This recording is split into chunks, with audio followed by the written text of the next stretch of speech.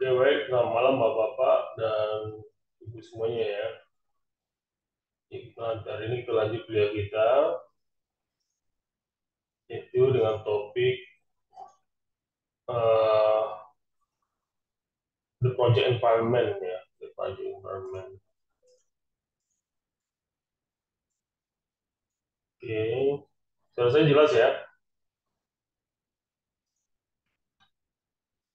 Nah, apa sih itu yang dimaksud dengan The Project Environment ya? Jadi di ini ya, di dalam satu risiko itu, dalam ada zaman risiko itu kan pasti ada lingkungan proyek apa sih yang terjadi gitu ya di dalam satu proyek gitu ya. Berarti ada apa? Ada lingkungan-lingkungan lain yang terpengaruh gitu ya. Itu yang kita lihat di sini ya. Jadi jadi proyek itu tidak bisa tervisualisasi gitu ya. Tervisualisasi gitu ya. Apa? Apa namanya? Terrealisasi gitu ya. Tervisualisasi apa? Tervisualisasi ya. Dan juga proyek diinisiasi untuk memenuhi kebutuhan atau manfaat adanya kebutuhan. Jadi ya, pasti akan ada kebutuhan yang harus ditampilkan. Dan juga ada kebutuhan dan peluang gitu ya, baik sesudah maupun sebelum proyek. Jadi ketika proyek mau berlaku itu kan ada peluang juga gitu ya, apa yang harus dilaksanakan. Dan juga kita lihat itu faktor yang sangat dipengaruhi terhadap faktor-faktor eksternal lainnya. Juga proyek mempengaruhi dunia luar gitu ya, mereka sampai ke tingkat yang sebagian besar. Dan juga faktor eksternal yang disebut dengan lingkungan proyek. Jadi faktor-faktor eksternal jadi di dalam itu juga sangat berpengaruh di dalam suatu proyek. Gitu. Makanya kita lihat risikonya. Nah kalau kita lihat risiko di sini, kan ada apa namanya, ada proyek pemerintah, ada proyek swasta gitu ya. Nah di proyek pemerintah ini pasti tugasnya adalah memberi layanan publik ya, dan juga bermanfaat bagi masyarakat. Nah kalau swasta pasti mendapat keuntungan. Nah kalau dia umpamanya dua-duanya, maka sebagai proyek kerjasama pemerintah dan badan usaha. Nah, yaitu mengurangi pengeluaran publik untuk modal dan biaya operasional dengan mengalihkan ke sektor swasta. Jadi KPBU ini sekarang lagi apa ya? Lagi hotnya juga, lagi rame juga dibicarakan. Jadi memang untuk mendapatkan apa suatu proyek-proyek yang sangat besar gitu ya, investasi yang sangat besar. Pemerintah kan contohnya ya, pemerintah membangun satu bandara itu kan biayanya sangat besar, uang pemerintah terbatas, makanya diundang swasta gitu ya, seperti MRT gitu ya, MRT juga KPPU kan diundang swasta. Eh, nah jalan tol juga demikian gitu ya, jalan tol juga diundang swasta karena nggak mampu pemerintah membangun sebesar itu gitu ya, investasinya. Tapi kayak seperti Trans Sumatera gitu ya. Trans Sumatera kan eh, itu memang apa ya, penugasan ya. Itu tidak berpihak kepada apakah dia harus benefit atau tidak ya. Di sini perbedaannya gitu ya. Memang kalau umpamanya proyek-proyek jalan tol ya, yang yang yang punya manfaat seperti umpamanya eh, Bandara Kertajati gitu ya. Nah, kalian lihat itu kan udah Bandara Kertajati, yang menurut kalian itu gimana sih itu hasilnya gitu ya, apa yang terjadi di sana gitu ya, di Bandara Kertajati itu, sehingga eh, apakah itu sesuai dengan manfaatnya atau tidak gitu ya. Kita bangun tapi tidak ada aksesibilitasnya, tidak ada, akhirnya apa, tidak tidak bermanfaat gitu ya, manfaatnya kurang gitu ya. Jadi ini, nah ini yang kalau sudah semua aktivitasnya masuk semua, berarti itu bisa dijalankan dengan baik. Nah program-program terhadap apa eksternal ini memang penting gitu ya di dalam suatu proyek. Nah, apa sih keuntungan dari KPBU itu sendiri?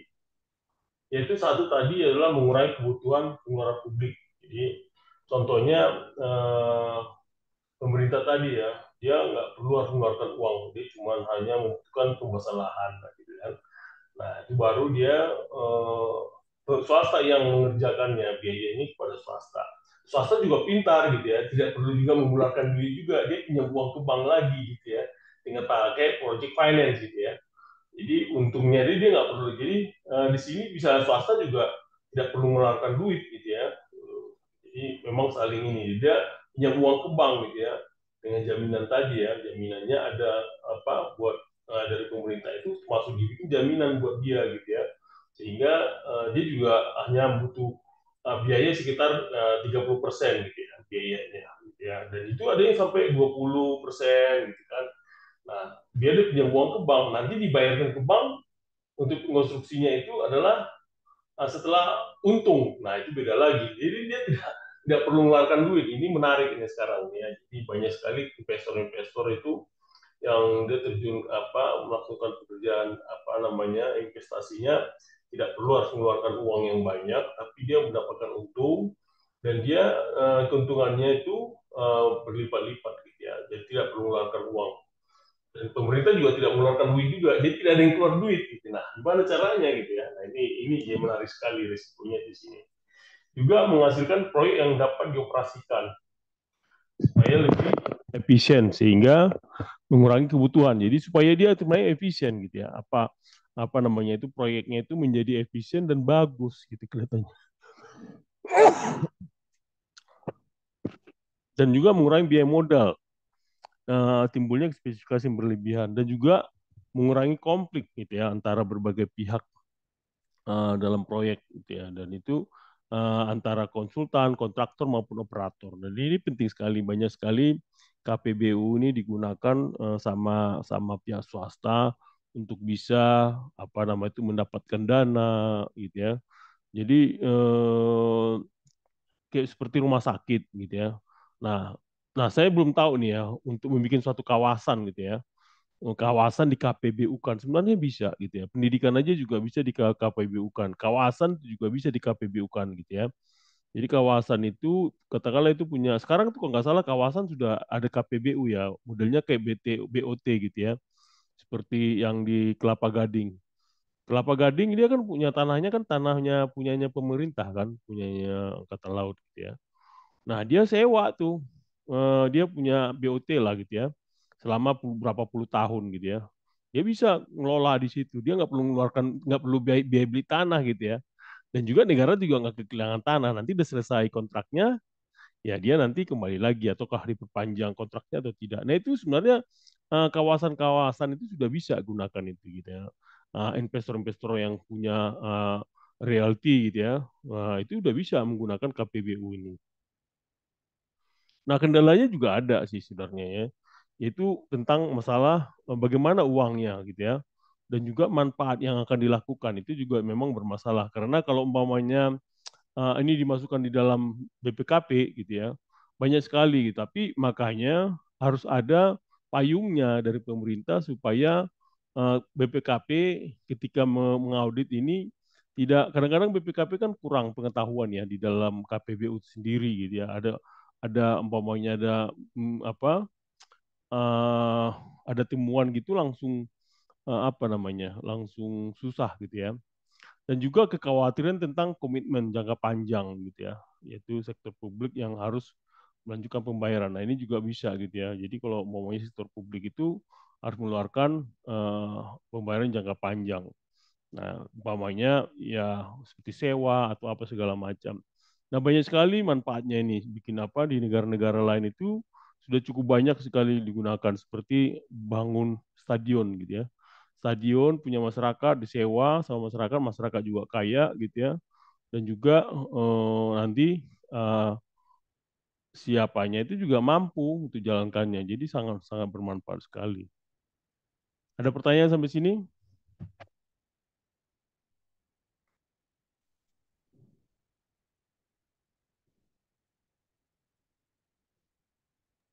Belum, Pak. Oke ya. Nah, risiko itu apa sih yang terjadi dalam perusahaan swasta dan konsorsiumnya? Jadi risikonya itu adalah desain yang dikerjakan oleh konsultan. Nah, contohnya apa namanya itu karena dia contohnya dia kalau dia eh, kan ada dua jenis ya yang terkenal ya, yang biasa kita kenal desain bid build dengan desain build. Nah, kalau umpamanya konsultan ngerjain pekerjaannya sampai desain bid build, kalau desain bid build itu sampai DED gitu ya. Itu kondisinya bagaimana? Kalau dia mau dicepatin bisa desain and build. Dan juga desain dikerjakan oleh kontraktor itu pakai desain and build. juga terjadi keterlambatan penyelesaian gitu ya. Bisa juga. Jadi penyelesaiannya nggak selesai banyak sekali gitu ya. Yang apa yang melakukan apa namanya pelaksanaan itu ya dalam joint operation itu pekerjaannya nggak selesai. Juga adanya peningkatan biaya ya kan karena dia melakukan metode pengadaan yang lama atau tradisional gitu ya. Juga dengan model proyek-proyek yang modal sendiri yaitu dengan pakai corporate finance gitu ya. Jadi ini yang menjadi risiko. Jadi kalau saya jelaskan di sini apa namanya perbedaannya mungkin saya nggak tahu teman-teman udah belajar belum ya. Jadi apa yang kan modelnya ini ya kalau dibagikan dua ini ya ini namanya corporate finance gitu ya. Perbedaannya corporate finance dengan project finance gitu ya. Nah ini kalau corporate finance ini ada proyek gitu ya. Ini ini pemiliknya nih. Ini proyek ya. Proyek dan ini adalah pemilik gitu ya. Pemiliknya katakanlah PT-nya PTA gitu ya. Dan dia langsung langsung mengerjain ini 100 equity-nya itu sama dengan 100% gitu ya. Nah, di sini jadi equity-nya. Jadi PTA yang pinjam uang ke bank nih.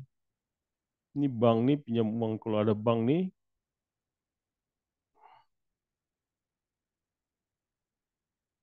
Nah, ini bank. Kalau umpamanya dia banknya ini ininya proyeknya apa namanya? Down gitu ya. Ini proyeknya down, down gitu ya. Ya nggak bagus lah, ya kan. Ini kan terpengaruh besar ke TA-nya ini juga jadi down. Nah, karena dia equity-nya 100%. Jadi semua biayanya diproyek sendiri.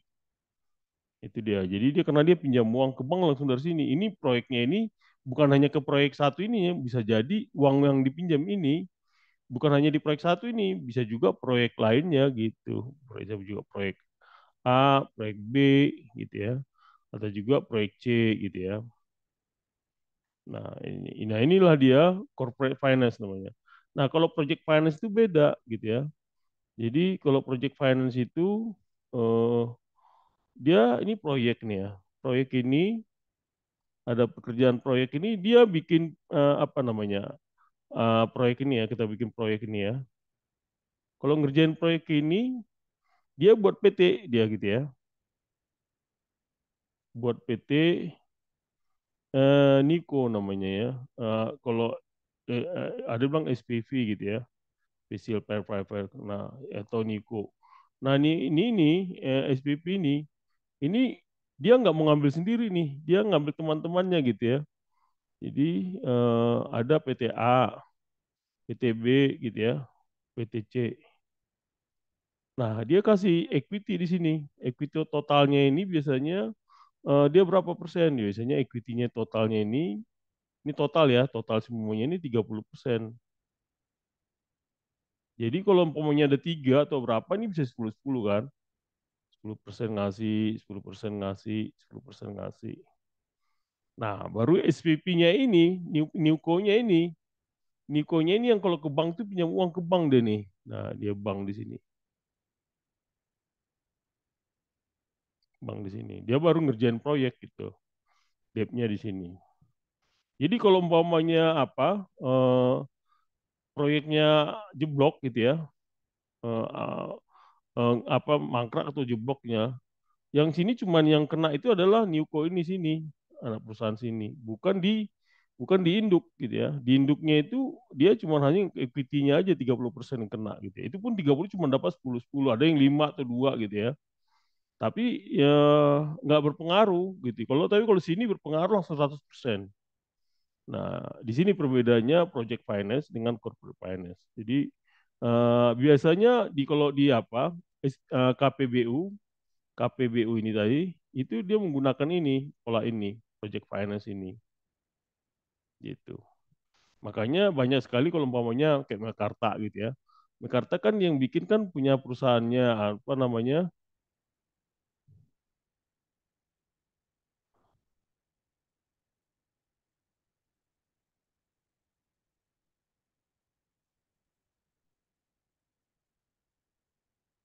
Jadi kalau umpamanya contoh kan kayak seperti apa namanya Mekarta itu ya. Mekarta kan di sini dia yang kena, dia anak perusahaan. Jadi anak perusahaannya ini proyeknya apa gitu ya. Contohlah Mekarta sekarang gitu yang terkenal itu yang lagi. Jadi kalau yang kena itulah dia anak perusahaannya, bukan di sini. Jadi yang kemarin itu kan ini grup apa, ini banyak juga nih, bukan hanya Lipo aja, ini anak-anak perusahaannya di sini. Nah ini ada bisa pengembangannya bisa dimasukkan sini. Nah tapi kalau umpamanya kondisi kalau mau contoh ya, contoh nih kalau katakanlah Mekarta gini, contoh Mekarta nih, proyeknya ini 100% dikuasai sama katakanlah dengan PT Lipo umpamanya gitu ya, itu langsung habis di sini dia langsung terpengaruh ke sini. Ini contoh gitu ya. Nah ini kan kalau terpengaruh. Tapi kalau di sini kan terpengaruhnya dia hanya di anak makanya dia bilang itu kan anak perusahaan ya di anak perusahaan. Jadi dibangunlah karena anak perusahaan ini. Orang kalau nggak ngerti ya karena padahal kan yang orang ini harusnya ini yang bertanggung jawab. Jadi kalau yang di sini yang jelas gitu. Jelas nggak? Ada pertanyaan sampai sini? Berarti kalau yang kanan tuh kasusnya untuk yang perusahaan JO ya. Mhm. Iya, kalau Oh dia iya. perusahaannya ada gabung nih, namanya konsorsium kan. Mm-mm. Jadi konsorsium itu membangun ABCD, membangun namanya NICO, itu perusahaan baru atau SPV, Special Purpose Vehicle gitu ya, kendaraan baru istilahnya. Jadi dia yang langsung pinjam bank. Kalau yang ini, PT-nya ini yang langsung pinjam bank untuk biayain proyek gitu ya. Jadi kalau proyeknya habis, ya habislah dia, 100% risikonya ke dia. Tapi kalau yang ini, dia rumpai proyeknya apa namanya itu bermasalah, yang kena cuma ini aja. Yang ininya paling kecil nih. Ada sih ada, cuman ya tadi kalau dia banyak ya mungkin kan dia cuman equity-nya itu juga equity berapa persen kan. Ini 70 biasanya ya 70%, debt-nya, the equity-nya 30%. Contohnya gitu yang biasanya gitu.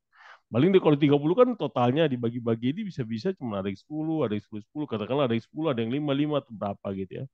Ada yang mayoritas gitu.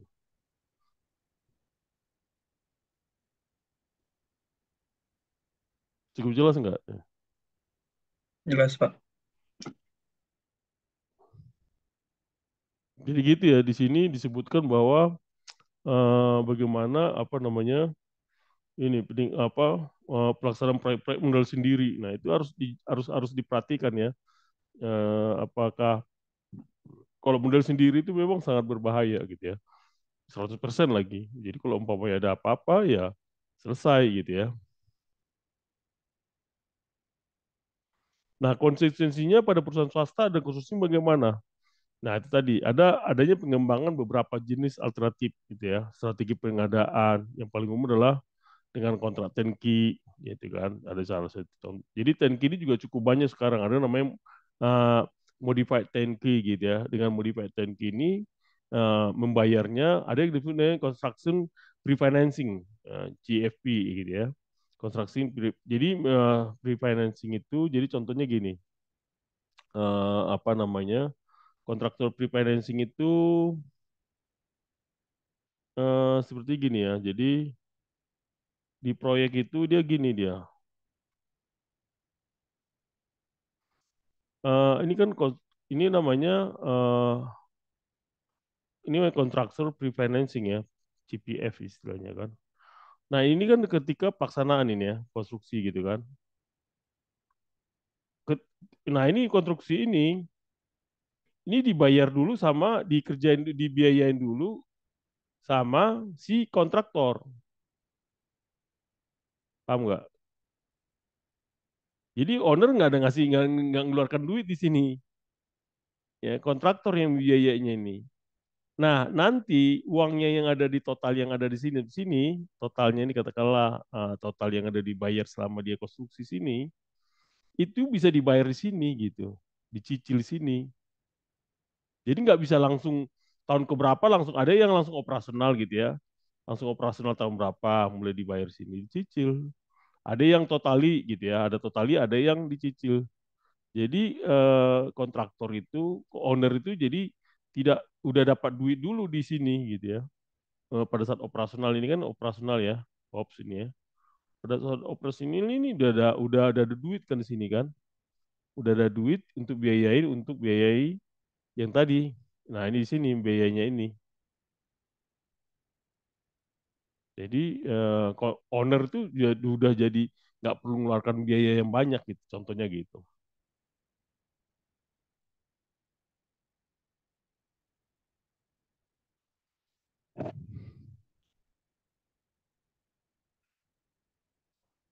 Nah, juga memberi tanggung jawab lebih besar kepada pihak kontraktor. Nah, itu tadi yang saya tanya. Jadi kontraktor itu juga sekarang sudah apa ya, sudah memberikan contoh kalau mau di kawasan juga bisa gitu ya.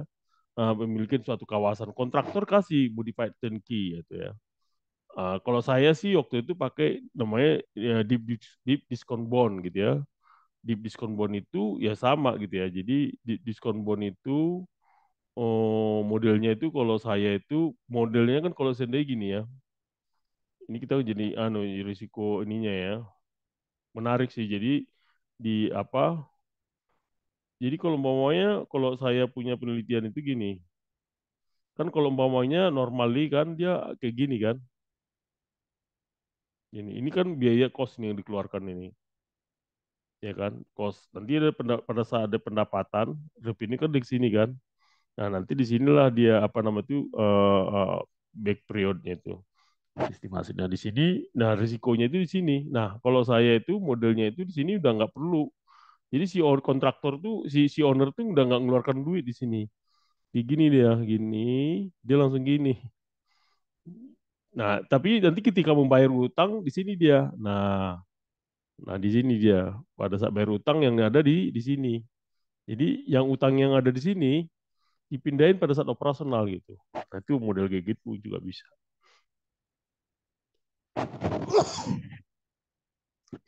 Ada pertanyaan sampai situ? Pak, saya mau tanya, Pak. Iya, Eh, tidak. Eh, Kalau untuk turnkey ini lebih besar resiko di pihak owner atau lebih besar resiko di pihaknya kontraktor? Terus yang kedua pertanyaannya, kalau misalnya turnkey itu eh, misalnya ada kayak eskalasi harga, kenaikan harga, itu apakah dapat berubah harganya atau bagaimana Pak? Kalau pengalaman saya sih belum pernah Pak untuk yang kasus turnkey ini, tapi di kantor saya nanti mau ongoing untuk project spesialis yang harus menggunakan project turnkey sih, gitu Pak. Meminta arahan dari Bapak iya. Bapak sebagai apa ini? Kontraktor atau sebagai owner? sebagai owner.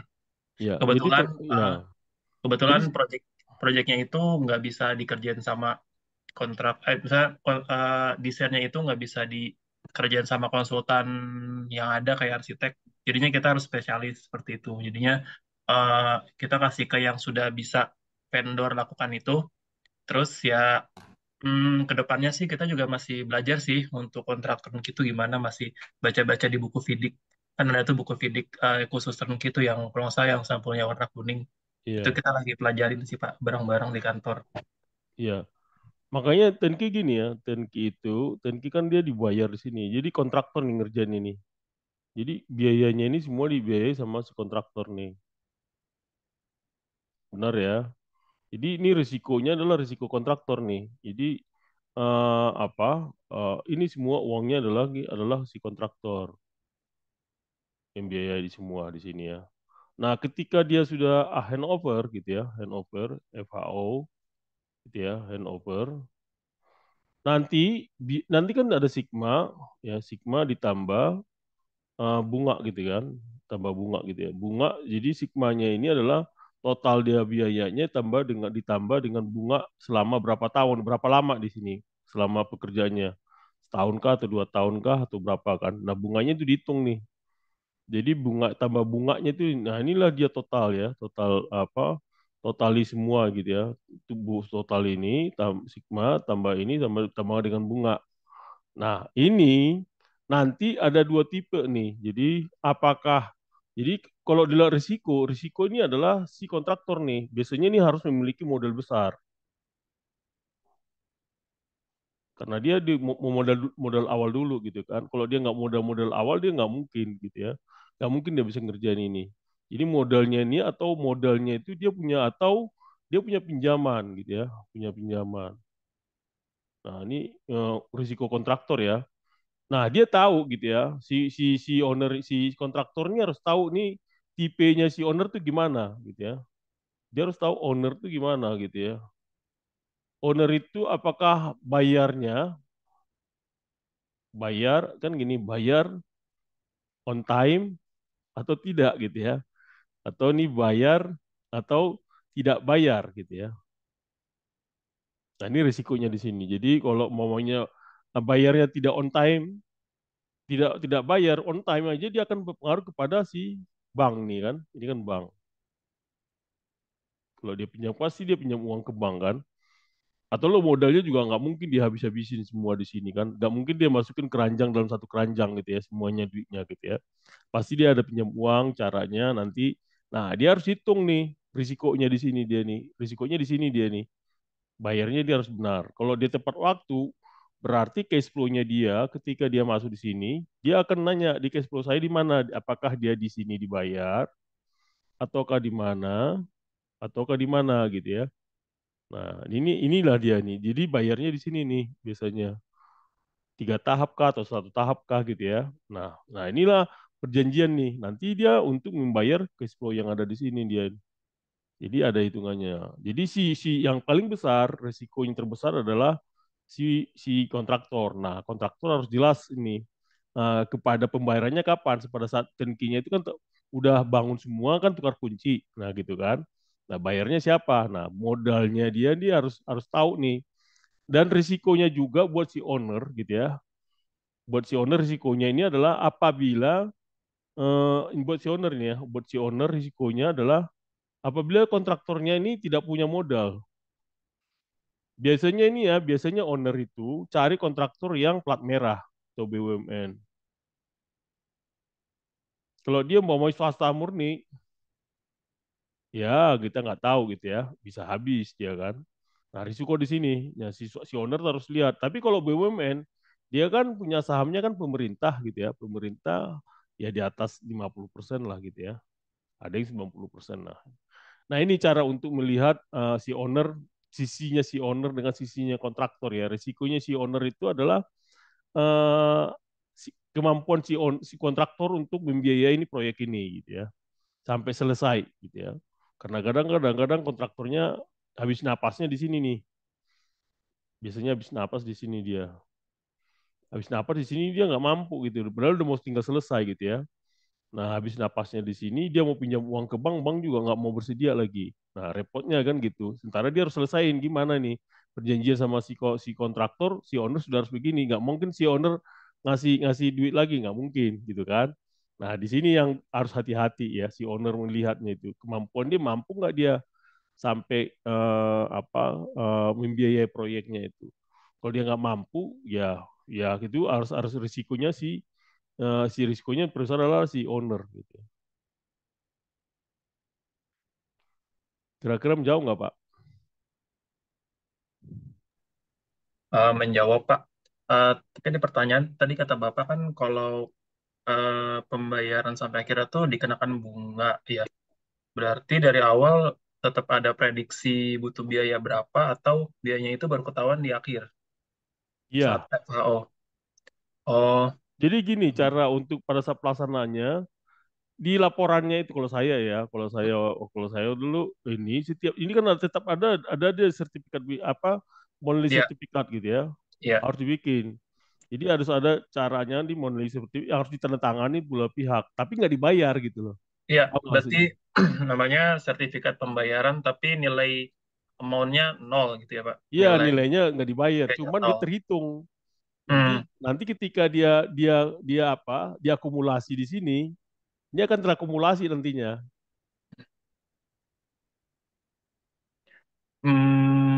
Berarti pun itu kan saya biasanya terbiasa sama kalau nggak lamsam kontrak fix unit price. Iya, Itu sama, kan berlansam maupun fixed price sama gitu oh, ya. Tergantung nanti sama. mau kalau mau ya bukan dasar di sini, kalau mau di lamsam juga tergantung berapa persen yang di sini kan. Hmm, hmm, hmm. Kalau Iya, lamsam, iya. tapi kalau unit price berapa harga di sini terserah aja gitu, angkanya berapa. Nah, itu nggak ada masalah. Nah, cuman harus nanti ketika dia di sini, yang ini kan di sini dibayarnya, Hmm. ditambah bunga di sini nih. selama berapa lama dia diselesainya. Ini adalah I-nya gitu kan. Ini juga gini, ini adalah I-nya gitu. Ini adalah sama semua. I-nya Jadi itu eh, bukan Pak, eskalasi ya, eskalasi untuk nggak ada I-nya itu eh, bunga. ya, ya, ya. Untuk I-nya itu hanya untuk internalnya kontraktor atau owner juga mengetahui nilai I-nya itu. Iya, itu harus kesepakatan I-nya terus berapa, disepakatin di awal nih. Hmm, oke. Kalau misalnya dalam misalnya proyeknya 3 tahun atau 2 tahun, kan itu dari ownernya rilis sertifikat pembayaran yang nggak ada nilainya itu kan apa cuman presentasinya Iya, aja. iya, dokumen. Itu presentasinya boleh diratain nggak Pak dalam 2 tahun tuh misalnya 2%, 2%, 2%, jadi rata gitu. Atau sebaiknya gimana? Nah, gini ya, itu kan sebenarnya tergantung proyek ya. Kalau proyeknya itu katakanlah dia pembahasan lahannya nol, pembahasannya tidak ada, gitu ya, bisa diratakan gitu ya. Artinya tidak. Tapi kalau umpamanya ada pembahasan lahan yang tidak selesai, itu harus hati-hati gitu. Paham Ya, nggak maksudnya? paham Karena Pak. akan paham. Jadi kalau umpamanya terjadi pembahasan lahannya itu akan menjadi Mhm. resiko buat si kontraktor, buat si owner nantinya. Hmm. Kalau untuk cash pekerjaan tambah kurangnya bagaimana Pak? Apa udah jadi satu kesatuan Ya, sama? jadi satu kesatuan. Jadi nanti ketika dimonli, katakanlah dimonli sertifikat ini sudah termasuk ada kerjaan tambah atau kurang dia dimasukkan di sini dimonli sertifikat setiap setiap kapan setiap bulan gitu ya. Nanti dia apakah setiap bulan tuh nanti baru nanti di periodically 3 bulanan atau semesteran atau apa monggo aja nggak ada. Nah itu nggak ada masalah. Pokoknya itu tersusun dulu. Kalau saya waktu itu saya minta monthly supaya lebih mudah. Nanti di semesteran juga bisa gitu ya. Jadi di total di semesteran nanti ditarik lagi kayak gitu-gitu. Hmm. Selama angkanya itu berapa gitu ya. Tapi kalau umpamanya dia pakai presentasi boleh-boleh juga, tapi risikonya nanti si kontraktor buat si owner bagus, tapi buat si kontraktor itu berat. Oke, berarti sertifikat yang kita keluarin, yang dari owner keluarin itu sebagai bahan dasar dia pinjam lagi ke bank untuk next pekerjaan gitu ya, Pak? Mungkin ya So, boleh jadi nanti dijual sama dia nih, mm, ya kan? Untuk bisa dapat cash flow dia di sini kan, pinjam uang ke bank tuh dapat cash flow juga dia. Jaminan gitu ya, jaminan owner bahwa ini sudah dapat untuk dapat cash flow nanti dia pada saat pelaksanaan sini gitu ya. nah, Pak, kalau untuk turnkey ini kan kita nggak tahu nih, misal nilai kesepakatannya berapa. Itu wajib ada jaminan pelaksanaannya juga apa enggak? Kalau misalnya, Ada oh tetap. ya, kan jaminan pelaksanaan performance biasanya tuh, performance bondnya itu harus tetap ada. Jadi buat si itu juga bikin aman buat kontrak si owner ya. mm, Performance bondsnya itu kalau maunya ya berapa persen ditahan gitu ya, 5% kah, 10% kah retensinya ya. Selalu itu tetap mm, berlaku. mm, ya. Berarti kalau untuk turnkey ini nggak perlu ada down payment kan Pak dari owner. Tergantung. Ada yang tidak Hmm, gitu ya. Jadi mungkin ya tapi banyak rata-rata down payment jarang ada yang dibikin nolin ya karena dia melihat si kontraktornya nih. Biasanya ini rebutan nih kontraktornya juga lihat ownernya sudah mampu duitnya banyak, mau dia down payment nol gitu karena dia juga mau jualan juga gitu kan. Si owner melihat nih siapa kontraktor yang bisa mengerjakan ini dengan down payment nol dengan modal yang ada gitu. Memang dia ada untung rugi ya. Si kontraktor melihat pasti ada keuntungan di sini, makanya dia berani ngambil. Tapi kalau maunya kontraktor nggak ada keuntungan, dia nggak berani ngambil.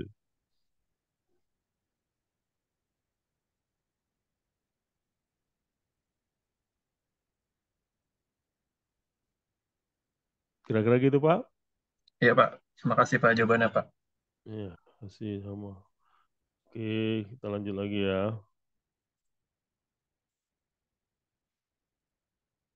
Yang lain ada? Nah, ini juga ada konsekuensi apa namanya itu konflik ya, potensi konflik gitu juga bisa.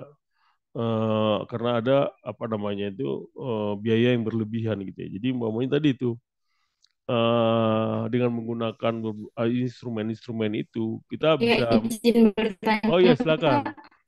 silakan, silakan, silakan Bu. Izin bertanya, Pak. Ya silakan, silakan.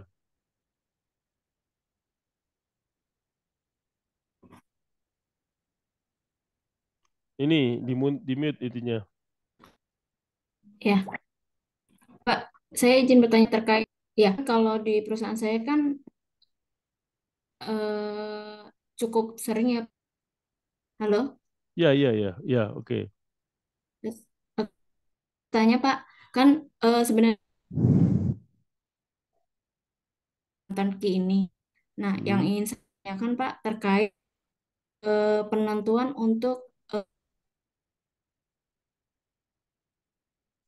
Putus-putus. Apa yang lainnya kedengaran nggak? Apa saya terdengar putus-putus atau ada yang lain jelas nggak? Putus-putus juga, Pak, di sini. Nah, Putus-putus juga. bisa lebih ini nggak, Bu? Supaya saya clear nanti jawabnya. Diketik mungkin Bu Berlin. Oh ya, boleh diketik.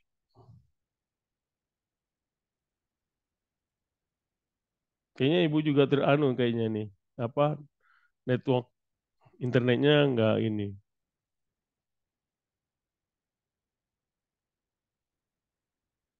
Oke ya, sambil jalan nanti Bu Berlin sambil jalan ya. Silakan nanti Bu Berlin ya. Nah, yang di bawah KPB itu ya, jadi juga berupaya mengalihkan risiko ke swasta ini. Jadi ini juga apa namanya saling ya. Kalau apa kawasan itu seperti kawasan itu di KPBU kan itu menarik gitu ya.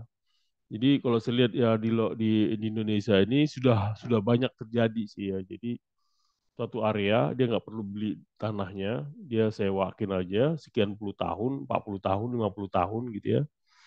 Nah, di situ nanti si swasta membangun membangun itu gitu ya. Cuman risikonya adalah setelah 50 tahun itu bisa diambil alih sama pemerintah gitu ya. Nah, itu yang risikonya yang dihadapin sama si swasta. Nah, juga ada risikonya itu bagaimana si swasta ini ya, eh, kalau dia umpamanya apa eh, tipe kontraknya itu delivery projectnya itu adalah design and bid deal itu mungkin nggak terlalu itu mengurangi risiko ya. Tapi kalau maunya kalau kita risikonya di owner itu ya, dia pakai design and build, tapi dia dapatnya apa namanya itu? Dapatnya lebih cepat gitu ya. Dapat duitnya lebih cepat. Jadi umpamanya kalau apa namanya itu eh, kalau desain and build kan gini ya. Jadi dia paralel gitu ya. Ini desain gitu ya. Build ini. Ini paralel ini waktu ini masih basic design gitu ya. Ini DD. DD ini ya. diambil alih sama si kontraktor nih. Kontraktor yang ngambil ini. Jadi tapi lebih cepat waktunya. Resikonya memang dia apa namanya itu? Eh saya pernah bukan di kelas ini kali ya. Jadi dia ada suatu apa waktu itu di Pertamina atau di mana itu ya. Jadi dia si ininya tuh sangat ini ya. Oh, dia pakai si kontraktornya itu sangat menguntungkan banget ya. Jadi hanya untuk fit ini bisa fit ya istilahnya itu kalau di fit ya sama dengan ya. Jadi dia pakai EPC gitu ya.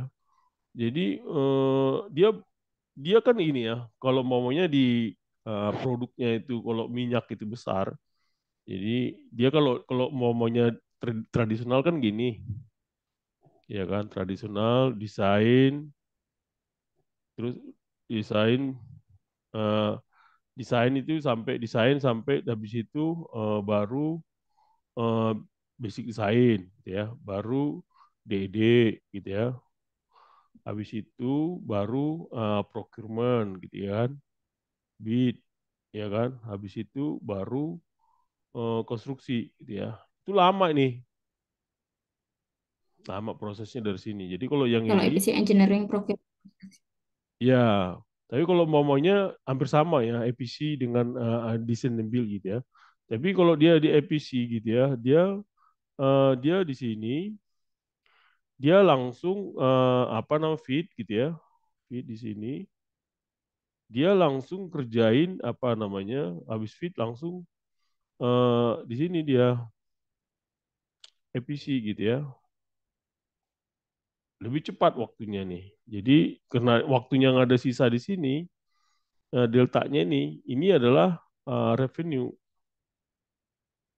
Revenue buat si operasi langsung produksi kan. Jadi revenue-nya ini langsung besar gitu ya, dia langsung ke kontraktor. Nah, yang biasanya ini nggak mengandung revenue dia. Tapi kalau orang nggak masalah, pokoknya eh, keuntungan kontraknya 30% juga dia nggak peduli gitu ya. Kalau keuntungannya langsung dapat 50% gitu ya, 30% masih masih nggak ada masalah. Jadi ada yang sampai 30 sampai 40% keuntungan kontraktor karena dia produksinya langsung cepat, gede gitu ya.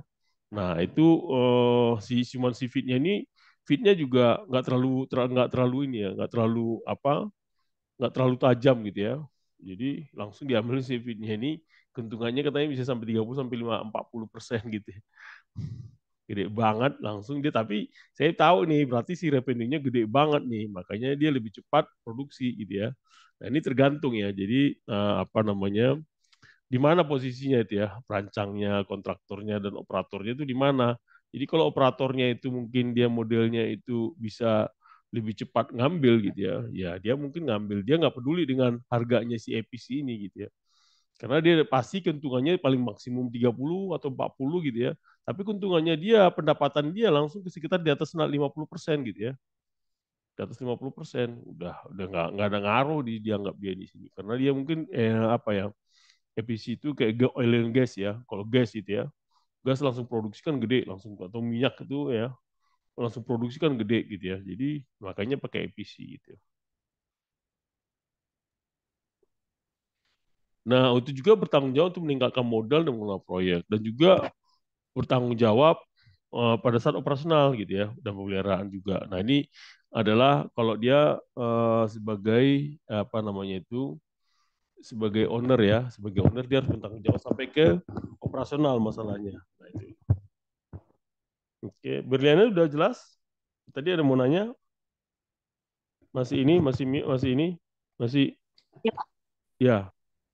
Ya, yang tadi sudah cukup jelas, Pak. Cuman izin bertanya lagi, Pak. Satu lagi, saya pernah dengar kalau misalkan untuk proyek-proyek turnkey itu eh, ada entah apa ya Pak bahasanya, biasanya di business development itu ada satu sertifikat ataupun apa yang menengahi antara owner dan kontraktor Pak. Jadi ketika apa namanya, ketika kita melakukan turnkey itu ada pemeriksaan dari bank sendiri ketika owner eh, diputuskan mampu untuk membayar si kontraktor Pak. Jadi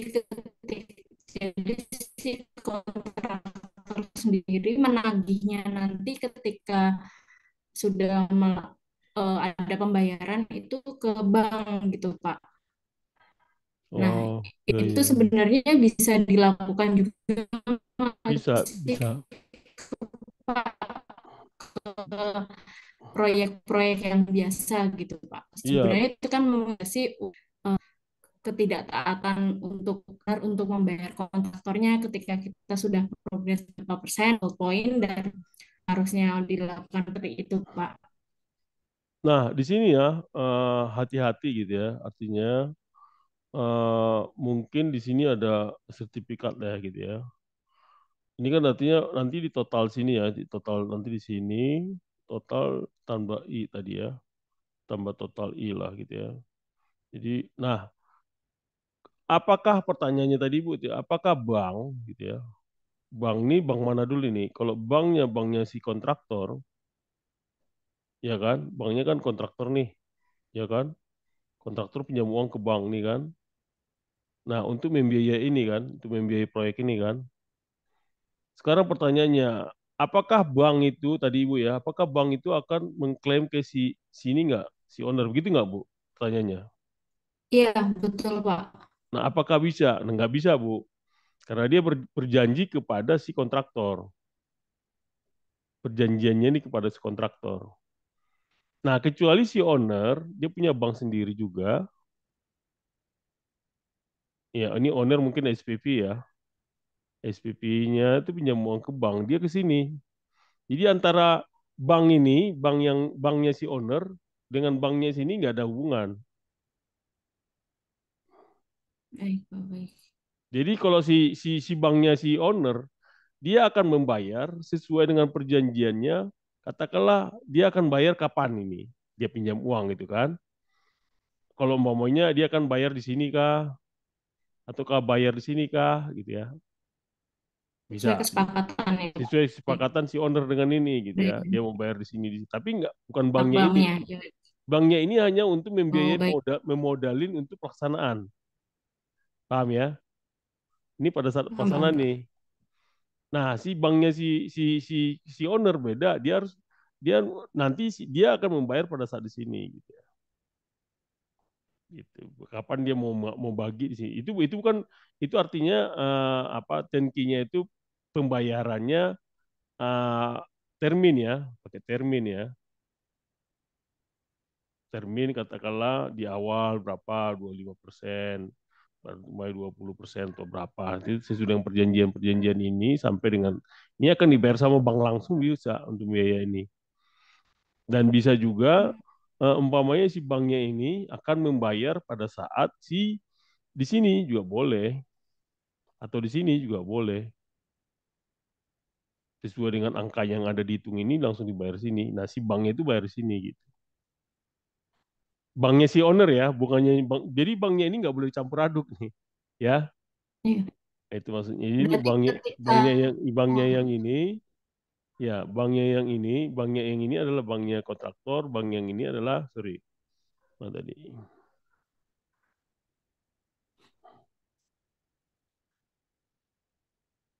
Nah, banknya yang ini, nah banknya si owner nih.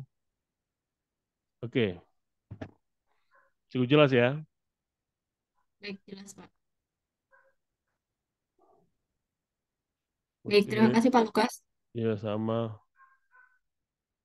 Nah itu ya, jadi itu memang risiko-risiko itu harus diperhatikan benar-benar ya. Kalau Bapak sebagai kontraktor atau sebagai owner itu sebenarnya posisinya sama. Si kontraktor itu kan dia risikonya itu hanya untuk melaksanakan pekerjaan. Si owner itu adalah membayar dan mengoperasikan ya.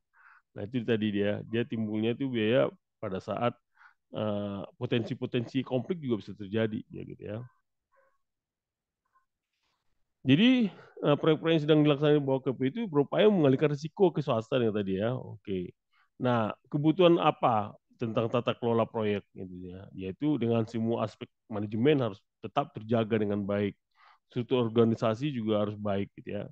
Juga pemahaman tentang peran orang-orang yang terlibat, stakeholders-nya itu bagaimana, mengerti nggak dia? Terus harus informasi yang diperlukan juga diperhentikan. Jadi dengan zamannya sekarang gitu ya, zamannya teknologi digital sekarang ini sudah cukup mumpuni, sudah cukup bagus ya kalau menurut saya ya.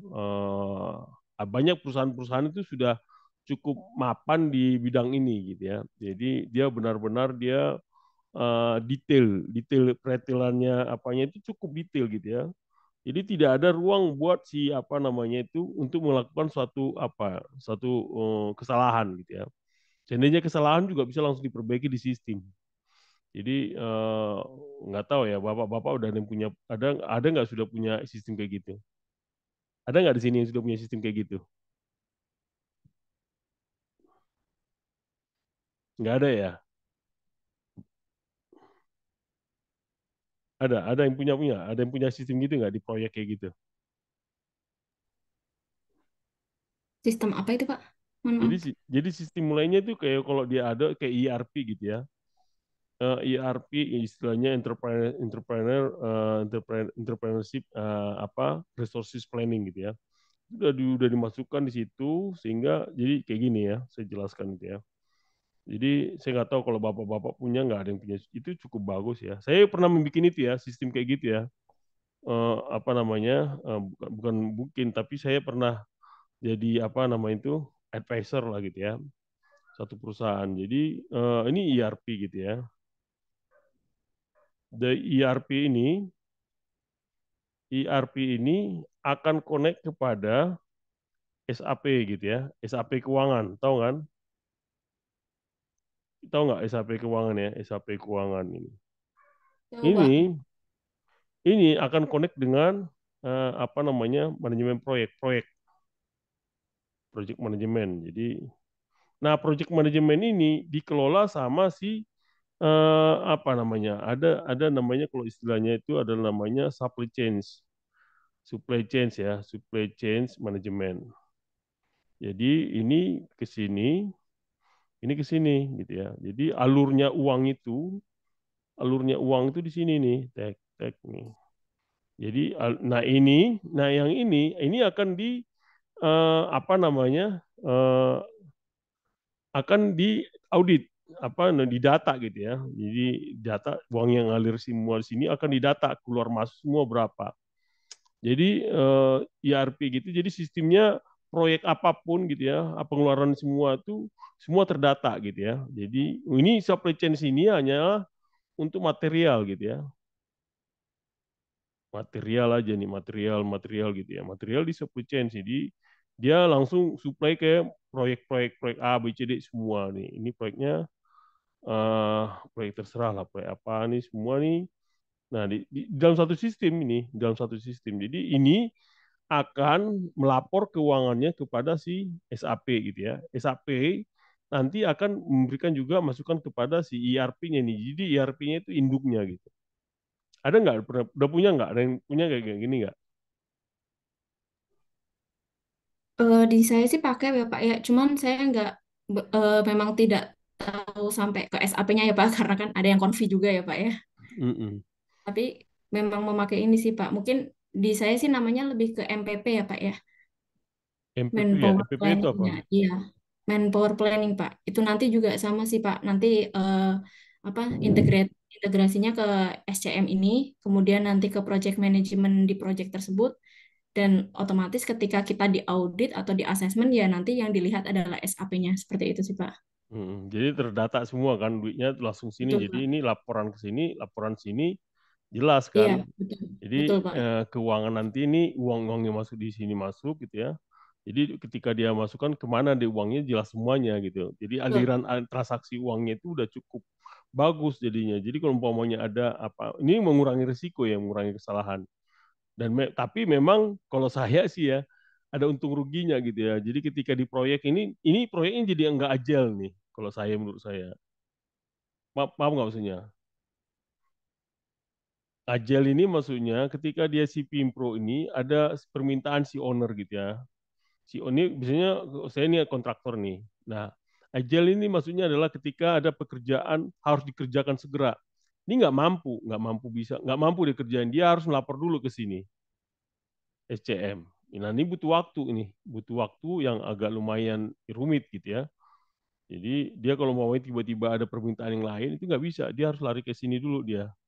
SCM baru setuju, baru dia dikerjain. Kalau dia nggak setuju, dia nggak dikerjain. Memang ada untung ruginya sih. Saya lihat kemarin itu yang sudah memiliki ini, si ownernya minta pekerjaan, pokoknya ada apa namanya itu tambah kurang atau apa, dia nggak bisa memenuhi cepat gitu ya. Karena dia harus melapor ke sini sesuai dengan prosedurnya dia gitu.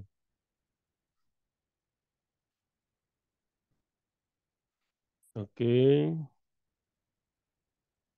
itu ya. Jadi kalau Berliana kerja di mana? Di perusahaannya apa? Di Akset Pak, seperti Oh, Akset. George. Oh, Akset Iya. ya. Oke, oke, oke. Akset sudah pakai itu ya. Sudah Pak, sudah pakai sistem SAP karena kita juga banyak EPC dan turnkey juga Pak. Oh Jadi iya ya. supaya ini. Udah cukup bagus ya. Jadi Jadi pelaksanaan di proyek juga aman ya. iya Pak, betul. Jadi penggunaan uang segala macam itu nggak terlalu mikir-mikirin lagi gitu kan. Iya betul Pak. Dia langsung masuk di sistem semua. Jadi Betul biar Pak. pembelanjaan pembelanjaan material juga nggak ngerjain sendiri lagi gitu ya. Betul Pak, semua by sistem sih Pak kalau di Sistem kami. semua. Itu bagus tuh. Nah, untuk konstitusi atau lembaga itu harus ada gitu ya. Ada pemangku kepentingan. Nah, untuk pemangku kepentingan di sini harus kita lihat juga gitu ya. Risiko-risikonya. Yaitu termasuk anggota organisasi atau rantai pasok lainnya atau pihak ketiga gitu harus dilihat juga gitu ya dalam dari eksternalnya.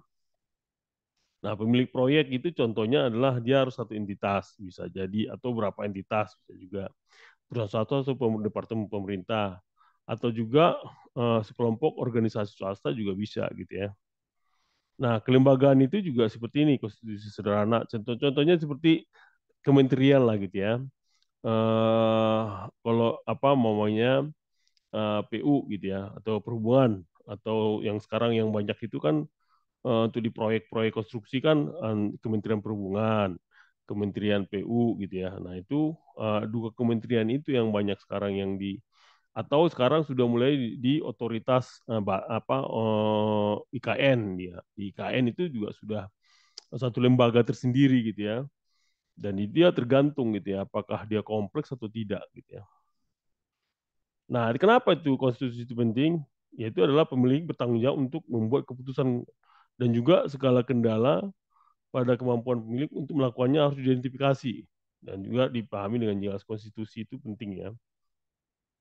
Nah, semakin kompleks konstitusi gitu ya, dan semakin jelas tidak jelasnya hierarkisnya. Jadi kelembagaan itu kalau udah kompleks tapi tidak jelas hierarkisnya itu juga susah gitu ya. Jadi dia akan lambat gitu ya mengambil keputusan. Dia berbelok-belok kemana gitu. Si A lempar ke B, si B lempar ke C, si C lempar ke A, lagi balik lagi. Waduh, yang kita ngadapinya pusing sendiri gitu ya. Ini maunya kemana gitu. Nah itu lambat akhirnya prosesnya, tidak ada garis yang apa namanya itu memberikan suatu keputusan ya. Kalau keputusan itu lama itu jadi akan berpengaruh. Nah itu juga jadi keputusan juga kurang pasti. Jadi membuat suatu kebingungan itu kan jadinya. Sehingga di proyek itu bisa berdampak buruk. Contohnya gini ya, ada proyek ya. Nah di proyek itu ada institusi gitu ya, ada institusi yang mau nggak mau, saya contoh ini ya, saya contoh kayak umpamanya Bapak punya proyek nih ya, tapi harus melewati rel kereta api ini. Saya ngalamin sendiri. Rel kereta api yang punya siapa sih sebenarnya? Harusnya ke Kementerian Perhubungan gitu ya. Tapi Kementerian Perhubungan lempar ke KAI gitu ya. KAI nanti akan lempar ke Kementerian Perhubungan, dipimpong gitu aja gitu ya. Nah ini itu satu-satu organisasi yang menurut saya sangat ini ya, tidak jelas gitu ya, hierarkisnya kemana. Nanti kalau umpama kita lempar ada masalah, KAI lemparnya ke Menteri Keuangan, loh Kementerian Keuangan bilang, oh, itu kan bukan bagian saya, itu udah urusan si KAI. Nah ini yang tidak jelas contohnya gitu ya. Nah ini sering terjadi gitu ya. Untuk proyek-proyek saya sudah waktu itu ngalami mau melewatin kereta gitu ya. Melewatin kereta, kita nggak ada diapa-apain, yang kita lewatin dengan itu harus disewa lagi katanya. Sewanya, padahal nggak kita apa-apain. Cuman lewat dari udara gitu, bikin jembatan di atasnya itu selama ruangan yang ada itu disewa gitu kan, aneh gitu ya. Apa namanya, kalau menurut saya sih kurang jelas itu ya. Ya, terlalu dibuat-buat ya. Sebenarnya enggak, karena kan harusnya itu di bawah kementerian gitu ya. Toh juga Kementerian PU harusnya ngomong ke Kementerian Perhubungan. Tapi Kementerian Perhubungan lempar ke KAI gitu, gitu-gitu. Mengakibatkan jadi proyeknya berdampak buruk gitu jadinya. Orang juga jadi sulit ya untuk melihat. Makanya orang kalau melewati melintas kereta itu kadang-kadang malas gitu ya berhadapan sama sama mereka. Terlalu rumit. Kita harus presentasi, kurang lagi apa. Habis itu udah benar nanti suruh balik lagi ke atas lagi, salah lagi gitu. Gitu. Nah itu akibatkan sering terjadi adanya akhirnya kan terlambat, biaya kan waktu kan jalan terus gitu ya. Jadi biaya juga semakin meningkat jalan-jalannya. Nah, proyek-proyek publik biasanya memiliki konstitusi yang lembaga yang paling kompleks. Dia artinya memiliki satu departemen pemerintah. Nanti kalau Bapak dan Ibu sering berhadapan sama pemerintah gitu, itu pasti ngerasakan ya. Umpamanya contoh ya, bikin kawasan gitu ya, ke Pemda gitu ya. Nah, Pemdanya siapa ini? Nah, itu kan harus dilewatin tuh. Kalau kita salah di Pemda itu bahaya gitu ya. Saya sih waktu itu ngalamin dia. Jadi Pemdanya kalau umpamanya ada Pemdanya di dua gitu ya. Ada Pemda kota, ada Pemda kabupaten. Nah, dua-duanya itu cocokinya gimana? Kalau umpamanya pas lewatin daerah itu ya, ada dua kabupaten dengan ada di kabupaten dan ada juga di kota, wali kota gitu ya. Jadi itu juga harus harus tahu apa namanya itu hierarkisnya kota itu bagaimana, hierarkisnya Pemda kabupaten itu apa gitu ya. Nah itu juga berbeda-beda dan itu biasanya mereka saling dia kan ke bupati, satu ke wali kota gitu ya. Nah, ini kan ujungnya kan ke gubernur gitu ya. Tapi gubernur akan menyerahkan kepada siapa?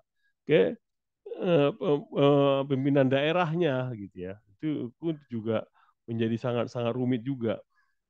Juga memiliki kepentingan dalam sebuah proyek dan mempengaruhi konsepsi desain. Dan itu akan jelas gitu ya. Contohnya kalau kita melewatin kabupaten gitu ya. Kabupatennya itu rumit sekali gitu ya.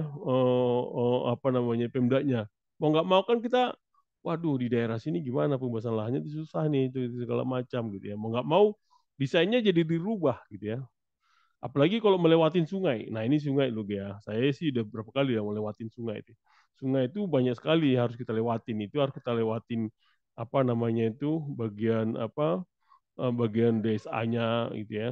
Harus sumber daya airnya dari PU sampai ke daerah tempatnya itu gimana gitu ya. Nah, itu harus kita lewatin semua. Nah, aspek lainnya juga adalah pengaruh pihak ketiga seperti badan pengatur gitu ya.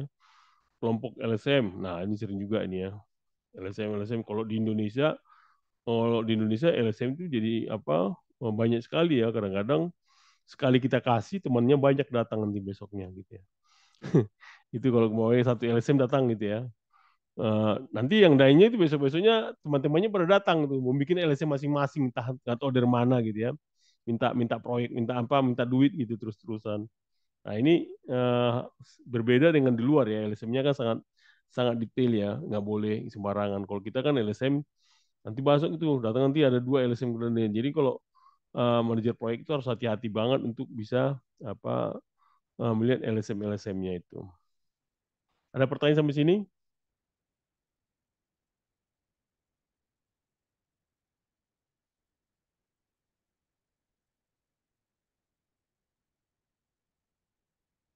Ada pertanyaan cukup jelas? Atau ada permasalahan di pekerjaan atau apa? Ada kasus? Silakan.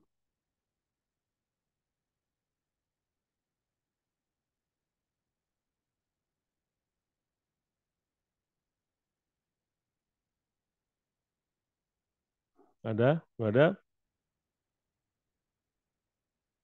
Oke ya. Nah, hal-hal lain dalam pihak ketiga atau LSM itu. Jadi juga sangat penting ya pandangan kelompok-kelompok ini dikaji. Jadi kita itu kalau umpamanya di Indonesia itu kan harus benar-benar ya kita lihat gitu ya. Apakah LSM-nya itu bagaimana gitu ya? Apakah LSM-nya itu sangat berpengaruh atau tidak gitu ya? Kalau umpamanya nggak berpengaruh ya bisa juga kita cuekin gitu ya. Tapi kadang-kadang LSM-nya itu bisa kemana-mana gitu ya. Jadi eh, kalau kita di Indonesia ini serba sulit, susah ya menghadapi LSM ini. Ada nggak LSM di sini? Di kelas ini ada nggak LSM?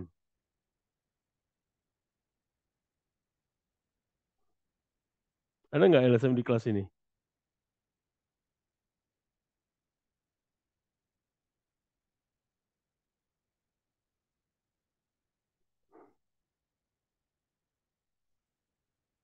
Ada nggak LSM di kelas ini? Ada nggak ada ya? Jangan-jangan diam-diam ada yang LSM. Nggak ada ya? Oke.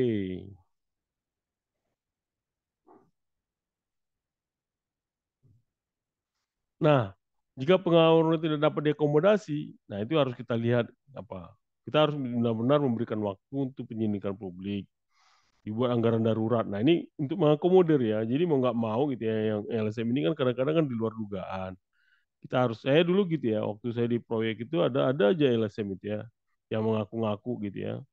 Ya, mentahlah anggarannya tidak ada nih. Mau nggak mau kan kita anggarannya harus kita siapkan gitu. Jadi anggarannya itu selalu ada di tangan. Kalau saya dulu jadi Pimpro itu selalu ada uang cash gitu ya di tangan gitu ya. Tiba-tiba ada minta ini, saya harus apa gitu ya. Kalau nggak nanti eh, eh, apa eh, dia bisa berbuat apa gitu ya, bisa mengakibatkan apa gitu ya. Nah, ini yang setiap apa harus kita jelaskan. Jadi harus ada kita siapkan waktu dan juga umpamanya apapun kita lihat apakah itu capable apa tidak LSM-nya.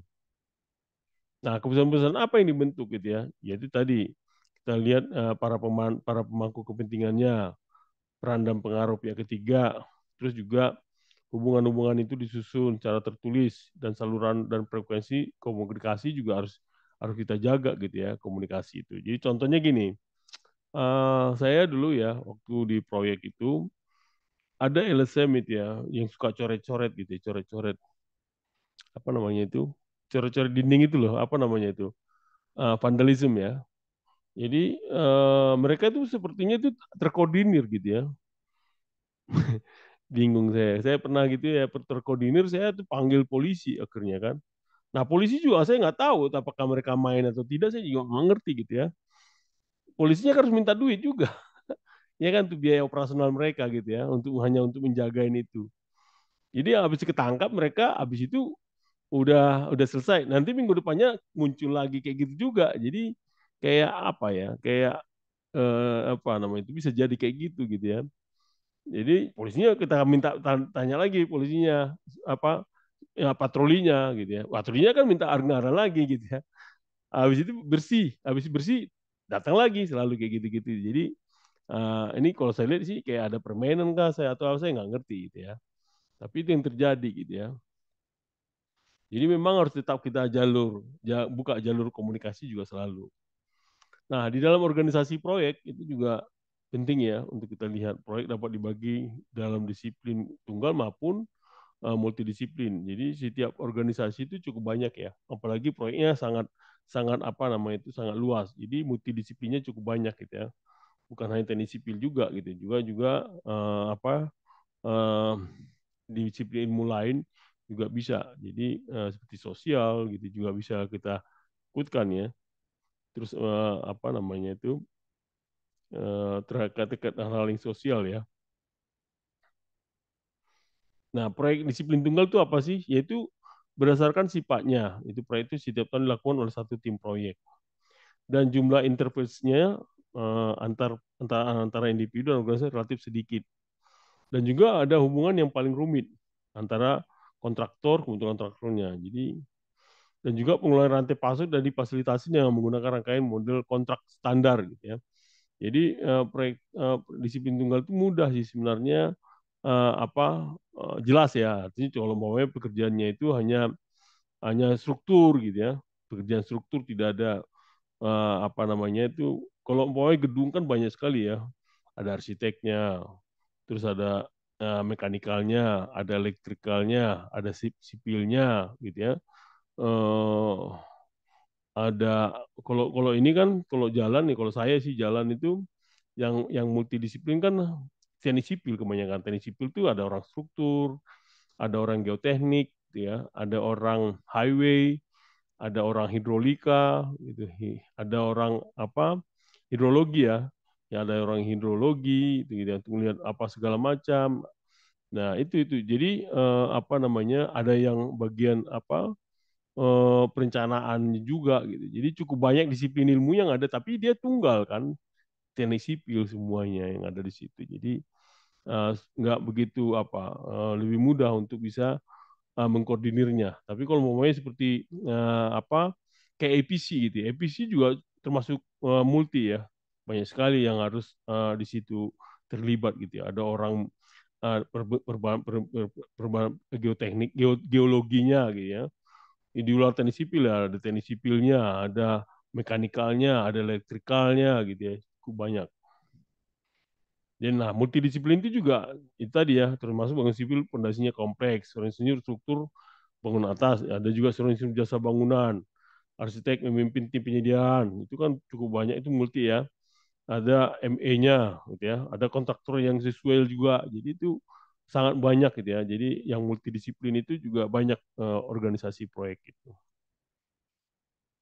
Nah, biasanya multidisiplin itu yang mengandung meningkatkan risiko, yaitu kemungkinan menghasilkan komunikasi yang buruk. Jadi umpamanya gini, sekarang kan kalau saya itu untuk mengurangi komunikasi itu dengan BIM, gitu ya, Building Information Modeling, gitu ya.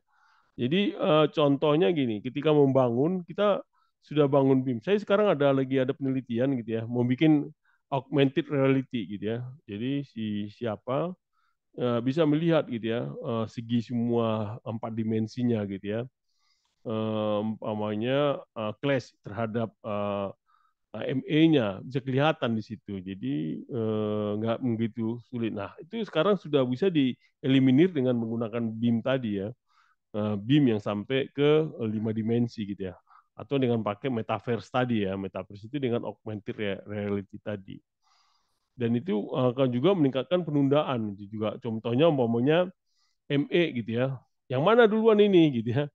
Kalau nggak dikerjakan, kalau umpamanya nggak bisa, si ME-nya main tabrak-tabrak aja. Ketika si orang plumbing masuk, nggak ada tempatnya gitu ya. Nah ini jadi sangat rumit jadinya. Juga ada informasi yang salah gitu juga. Nah untuk mengurangi risiko tersebut, yang dilakukan apa? Yaitu klien harus melakukan pengadaan desain and build itu. Jadi desain build juga gunanya di sini ya. Jadi si kontraktor itu sendiri yang lebih paham untuk bisa mengelola kontraktornya gitu ya. Desainnya di sendiri gitu ya, dan dia kontraktornya di sendiri. Jadi desainernya itu di bawah kontraktor gitu ya. Dan juga tujuan untuk meminimalkan risiko itu apa? Itu meningkatkan peluang keberhasilan penyelesaian proyek gitu ya, tepat waktu, sesuai anggaran dan sesuai spesifikasi. Organisasi kompleks cenderung lebih mengambil risiko gitu ya. Jadi kalau dia organisasi kompleks juga risikonya semakin tinggi juga. Ada pertanyaan sampai sini?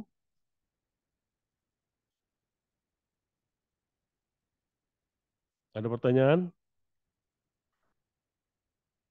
Nah, kalau kita di fase proyek gitu ya, jadi fase proyek itu menunjukkan siklus hidup dari satu satu proyek gitu ya. Dan itu bisa juga berdasarkan Royal Institute of British, terserah gitu ya. Ada yang Royal, kalau di buku ini saya ngambilnya dari Royal Institute of British Architects ya. Juga ada industri konstruksi, yaitu ada yang modelnya prakonstruksi, prakelayakan, kelayakan, desain, kontrak. Nah ini bedanya. Nah ini ya contohnya untuk konstruksi ya. Untuk konstruksi itu modelnya itu ada di IPM Box itu dia IPM Box ini Amerika apa namanya itu punyanya Inggris ya, Association Project Management BOK. Itu dia pre-feasibility dulu, baru feasibility, baru desain, kontrak atau procurement, baru implementation, commissioning, handover, baru operation. Tapi kalau di mining house gitu ya, dia menggunakan initial feasibility, dia di initial feasibility itu dulu, baru full feasibility, baru langsung development di sini. Jadi full feasibility itu kayak fit lah gitu ya. Nah di sini udah langsung dia development ya, dia udah langsung engineeringnya di sini, engineeringnya semua diambil semua. Jadi dia disatukan gitu ya. Baru implementation, baru completion. Nah di oil company dia menggunakan di conception dulu ya, baru development, baru basic design. Ya, basic design tadi fit juga, baru contract selection, baru detail engineering, baru plan construction, initial plan acceptance, baru operation. Nah di riba itu modelnya inception, pre-availability, outline proposal, scam gitu ya. Ini konsultan ya, design, production, uh, info, bill of quantity, tender lagi, project planning, operation on site. Jadi ini di sisi konstruksi. Di IT itu udah berbeda. Di IT dari sisi kontraktor, definisi, analisis udah langsung kayak gini ya. Klien itu dia print, outline, and formal, functional, system document. Dan untuk the fringe, dia initiation, specification, logical design, physical design, development, baru installation, baru ini. Kalau software development, dia konsep exploration, requirement, design, implementation, test, installation. Nah, kalau umpamanya organisasi change oriented, dia itu manajer itu dia inisiasi kontrak, collect data, and develop option, develop konsep, detail design dulu, baru plan implement change, baru continuous improvement. Kalau consultant dia scouting, baru entry, diagnosis, planning, action, stabilization, evaluation, baru termination. Dan kalau funding, contohnya ini kalau funding ya, baru kalau bank segala macam, identification dulu, preparation, baru evaluation, baru funding ini ya. Jadi contoh kalau bank itu dia dievaluasi dulu, baru didanain, baru dia pelaksanaan pembayaran, baru appraisal. Sampai sini ada pertanyaan? Cukup jelas?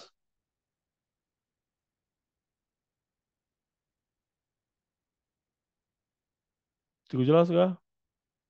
Ada?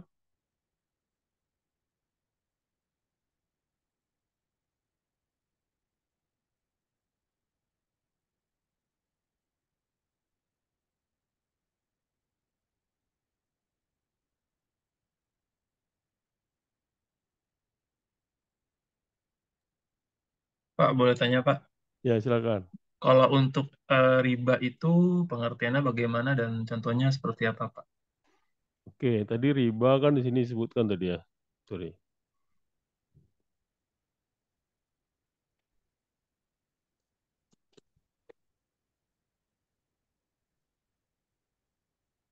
Nah, ini riba itu di British Royal Institute of British Architects ya. Jadi dia kalau dia di untuk seperti arsitek lah ya, seperti arsitek yang kalau kita itu IAI gitu loh kan, tahu kan? Hmm, iya Nah Pak. kalau di apa di Inggris itu namanya Royal Institute of British Architects ya. Jadi kalau arsitek itu dia modelnya itu di inception dulu, probability gitu ya, baru online proposal, ya kan, baru scheme design lagi, baru detail design, baru production info, baru bill of quantity, baru tender. Jadi agak panjang proses di sini juga panjang. Jadi dia arsitek itu memang lama ya di modelnya ini. Dia model inception dulu, dilihat lagi, dikonsep lagi, baru di scheme lagi skemanya, baru mulai didetailkan gitu ya. Kalau kita kan langsung di visibility masih masuk di sini ya. Jadi nilai desainnya itu dia detail desain dia udah oke si owner baru diproduksi, baru dia mulai menjelaskan semua, baru nanti dihitung bill of quantity-nya. Udah jelas, baru mulai tender action. Angkanya kedua mulai muncul gitu ya, baru tender, baru project planning. Baru dalam perencanaan proyek lagi kapan mulainya, baru operation on site, baru completion, baru feedback gitu. Dia di feedback dari sini. Jadi masih ada beda ya model model arsitek ya.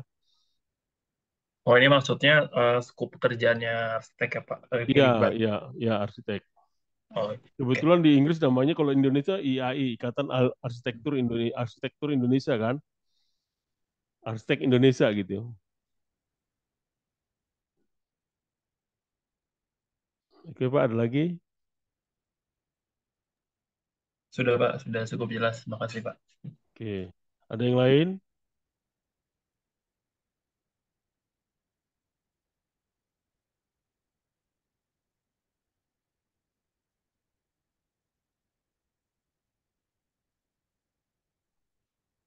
Oke. Nah, di fase proyek itu manfaat utama itu dari fase proyek itu apa sih? Jadi dengan ada fase tadi tahu itu ya, risikonya jadi kita tahu persis gitu ya. Jadi saya mau bertanya gitu ya, apakah setiap fase ini ada risiko-risikonya enggak nih?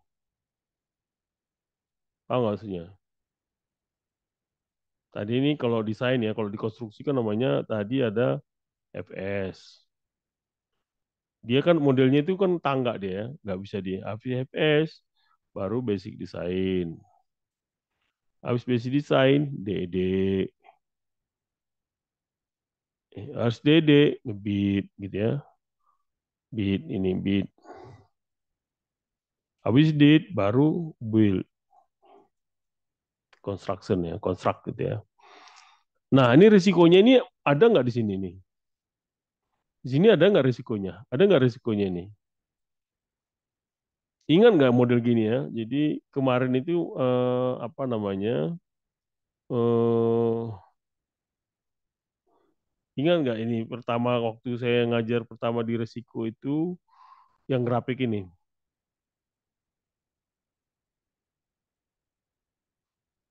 Saya warnanya warna biru pokoknya ini ya. Katakanlah ini adalah kurva S-nya ya kan?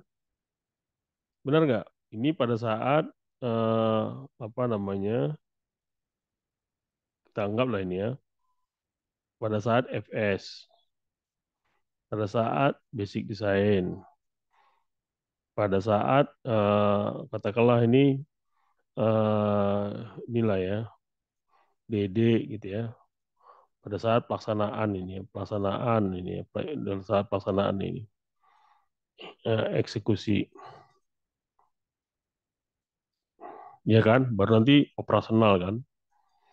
Terus yang ini adalah risikonya gini. Benar nggak? Tahu nggak saya? Jadi berarti apa yang di sini? Berarti pada saat FS risikonya besar nggak? Ini risiko kan, risiko nih. Ini risiko ya, ini baru project kurva S-nya. Ya kan? Jadi pada saat di FS itu risiko tinggi gitu ya. Karena kan belum tahu. Tapi kalau udah mulai basic design, risikonya sudah mulai tawan nih gitu ya. Tapi kalau udah DD, risikonya sudah semakin kecil gitu ya. Udah pelaksanaan, sudah risikonya hampir menuju nol. Tahu nggak perbedaannya itu ya? Ada yang kurang jelas nggak di sini?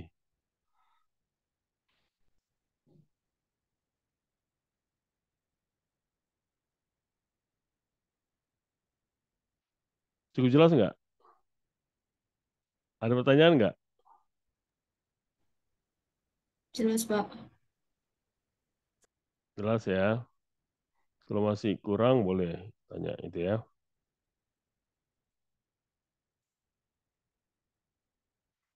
Tadi itu makanya saya bilang untuk setiap proyek itu ada setiap fase proyek itu selalu ada risikonya gitu ya.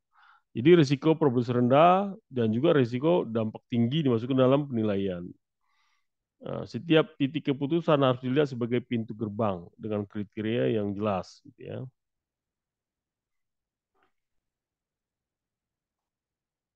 Nah, komitmen terbesar dibuat selama tahap pengadaan proyek gitu ya. Jadi paling besar itu memang pada saat pengadaan kontrak juga dibikin. Pertama oleh kontraktor mengajukan penawaran.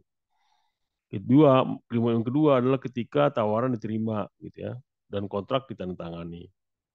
Nah, risikonya di mana? Contohnya gini ya. Ada suatu contoh gini, mungkin bapak-bapak pernah ngalamin gitu ya sebagai kontraktor atau sebagai owner pernah ngalamin.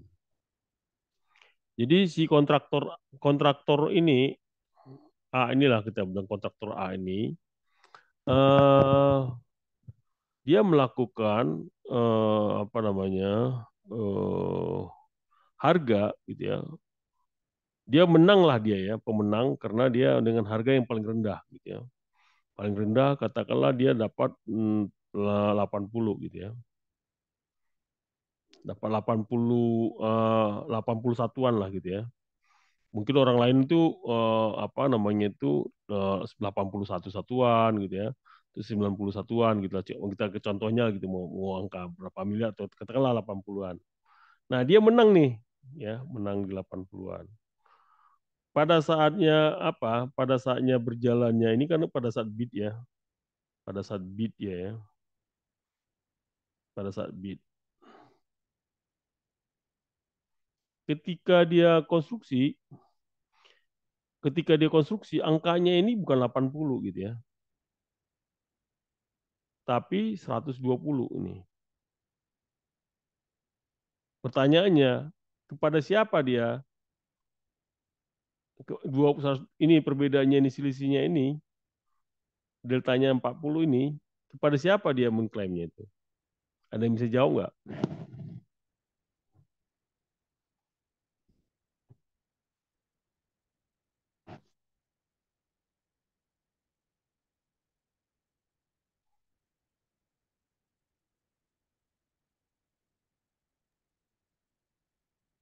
Boleh tanya, Pak. Ya, Kalau boleh tahu tuh 40-nya tuh apakah itu eskalasi atau pekerjaan tambah atau salah hitung atau bagaimana tuh, salah Pak? hitung, salah hitung. Jadi dia Oh, hitungnya itu dia karena dia mengambil 80 ini supaya menang. Ternyata setelah dikerjakan dia angkanya jadi 120 gitu ya. mm-mm. Nah, apakah dia harus minta lagi ke owner atau tidak nih? Sekarang menurut Bapak itu gimana kalau case gini? Kalau pengalaman saya sih kontraktor kalau salah hitung biasanya karena Dia biasanya minta misalnya ada harga eskalasi apalah itulah, meskipun pakai surat resmi sih biasanya nggak bakal berhasil juga sih Pak, karena kan tuh udah di surat perjanjiannya kan sudah harganya sepakatnya segitu ya segitu Mm-mm. sih. Biasanya gimana ya? Kalaupun bisa, misalnya terkait misalkan ada pekerjaan tertentu yang emang harganya itu fluktuatif, kayak uh, besi, baja, gitu kan. Itu biasanya pernah disetujuin sama owner, tapi prosesnya juga agak panjang sih Pak. Gitu dan Mm-mm. uh, harus bos ke bos yang ngomong. Tapi kalau untuk item lainnya itu susah di ACC sih sama ownernya. Tapi case-case tertentu aja. Tapi kalau untuk yang uh, emang harga fluktuatif banget, kadang disetujuin, kadang enggak. Tapi baik lagi sih Pak ke kebijakan Mm-mm. masing-masing klien sih. Iya, oke. Yang lain ada punya pengalaman gimana nanganinya? Kalau di kita mungkin yang pertama di value engineering dulu ya Pak ya. Iya. Sebisa mungkin di value engineering atau ada perubahan metode, walaupun nanti tetap mungkin akan lebih besar dari 80 pun ya, eh, kita akan hitung kembali ulang RAP-nya. Dan kalau mungkin tidak memungkinkan ya mungkin ada VO, mungkin variation order yang Mm-mm. beberapa dari value engineering itu Pak. Baru kita ajukan ke owner, baru kalau ownernya approve ya mungkin bisa jalan, kalau enggak nah itu mungkin nanti Tanggung akan ada sendiri diskusi gitu lebih ya. lanjut ya Pak ya. Iya. Entah diserahkan ke kontraktor lain bagian itu seperti Iya, itu Pak. iya. Oke. Ada lagi yang lainnya? Nah, ini pengalaman saya juga ini ya. Jadi kontraktor juga jadi mungkin ya bisa jadi. Jadi kontraktor biasanya tadi seperti Bu Berliana mengatakan nih biasanya dia minta perubahan desain nih biasanya. Perubahan desain gitu ya. Ya bagaimana caranya lah supaya dia ngerubah desainnya ya. Dirubah desain supaya nanti dia angkanya dia ini yang mendekatin dia nih. Kalau si ownernya nggak ngerti, kalau nggak ngerti dia minta perubahan desain nanti diajukan angkanya keluar ini 120 ini. Dan ini bisa diajukan ke ownernya setuju gitu ya. Nah nih, jadi apa Di namanya owner diselubungi gitu ya Pak berarti apa ya? iya gitu caranya si kontraktor gitu biasanya. Wah nih ternyata nih pondasinya nggak cukup nih segini-gini nih harus pakai rubah desain nih dari harusnya pakai apa gitu gitu gitu. Gitu. Pokoknya gitulah dengan cara segala macam dia kan. Dia untuk mengelabui ini. Tapi kalau ownernya pintar, ya itu harus hati-hati gitu ya. Ownernya pintar, dia nggak mau dia nih dia benar-benar dia apa namanya terjaga. Dan si biasanya si kontraktor-kontraktor kan udah lihat-lihat ya. Dia agak dia cari kelemahannya si ownernya di mana lemahnya di lahan biasanya. Di lahan umpamanya lahannya lambat, ya dinaikin harganya, dia berubah desain kah, dicumba apakah gitu ya. Akhirnya yang dia salah hitung itu nggak kelihatan gitu ya. Yang yang dia tapi kalau mau dia salah hitung tahuan si owner, ya ya udah berarti dia adalah kerugiannya si owner harus mampu. Tapi jangan coba-coba gini ya. Kontraktor-kontraktor lokal kita ini jangan coba-coba main di PMA gitu ya. Ini terjadi nih. Ini perusahaan asing gitu ya. Jadi orang Indonesia juga. Nih saya waktu itu pernah nanganin ya kontraktor Indonesia dia salah hitung dan dia mau klaim gini si kontraktornya si ini apa nggak mau ya sampai ini kalau nggak salah PM-nya itu stroke nih karena ya dia ruginya hampir ratusan M gitu ya. Dia mungkin ya itu tadi dia tahu hal itu tapi waktu dia mau kerjain dia mau coba kerjain entah atau akan dibayar kok nanti sama si owner ternyata nggak dibayar gitu ternyata nggak sampai dia di arbitrase gitu ya arbitrasenya sampai ke Singapura waktu itu saya ikut waktu itu membantu ini ya membantu si proyek kontraktor ini ya saya di sini pihak sini saya waktu itu cuman waktu itu saya udah tahu kelemahannya si kontraktor nih waduh dia nggak bakalan bisa dilulusan ini karena uh, tidak ada saya instruction untuk mengerjakan pekerjaan itu gitu ya hati-hati sekali nggak ada dokumen itu Nah, itu dia kerjakan tanpa ada sign instruction. Ketika dia mengklaim angkanya sekian itu, si owner ini nggak mau, ya. Dan dia memposisikan diri seperti di Indonesia. Kalau Indonesia ya masih mau lah gitu ya, ya masih setuju lah dia apa ini. Nah, kalau di asing nggak mau dia digituin gitu ya. Jadi dia kerjaan dia rugi rugi total gitu ya, sampai ya itulah sakit lah ini pimpronya itu. Ya, hati-hati gitu ya. Jadi kita juga apa namanya buat teman-teman kontraktor ya, harus harus hati-hati di ininya, eh, pelaksanaannya pada saat bidding itu ya. Jangan kadang-kadang bidding saya turunin kok, nanti satu saat akan saya rubah pada saat desainnya gitu. Di seperti Bu Berliana saya akan dia bikin value-nya lagi gitu ya, dirubah, diminta lagi desainnya supaya angkanya itu nggak kelihatan gitu. Nah itu ya, jadi itu harus terjadi gitu ya. Jadi Pusing tapi habis itu Pak. ya Iya, habis value engineering pusing habis itu. memang itu khususnya di situ, kontraktor di situ. Tapi tantangannya kontraktor kan di situ. Kalau dia lolos di situ dia dapat bintang itu sama sama bosnya biasanya, ya kan? Karena dia bisa bisa untung, bisa bukan ngelabuin, tapi bisa untung lah, proyeknya bisa untung, bisa daripada rugi dia bisa. Biasanya kontraktor tuh pimpro-pimpro kok, si pimpronya, project manajernya kontraktor itu kan di situ tantangannya dia. Kalau dia bisa melewati tantangan itu, dia bisa dapat proyek lain. Tapi kalau di situ dia nggak mampu, dia nggak dapat proyek lagi kan. Jadi yang tadi banyak yang mau nggak mau itu ya, kalau nggak kuat. Waktu itu saya kasusnya ini pimpronya itu masuk di tengah jalan lagi. Jadi maksudnya bukan pada saat di awal, tapi masuk di tengah jalan. Jadi kayak kecebur gitu. Kecebur begitu dia mendapatkan kondisi kayak gitu, dan dia juga nggak tahu dia kejebur lah makin dalam, dia masuk ke dalam lumpur gitu ya. Ketika dia ini ditegur sama perusahaan induknya, dia gelabakan gitu ya. Wah, saya kan bisa begini-gini, diklaim sampai klaim sampai segala macam, nggak mampu. Ya udah, nggak bisa, nggak gol itu. Saya juga ngikutin waktu sampai di Singapura, nggak gol juga. Itu hati-hatinya di situ.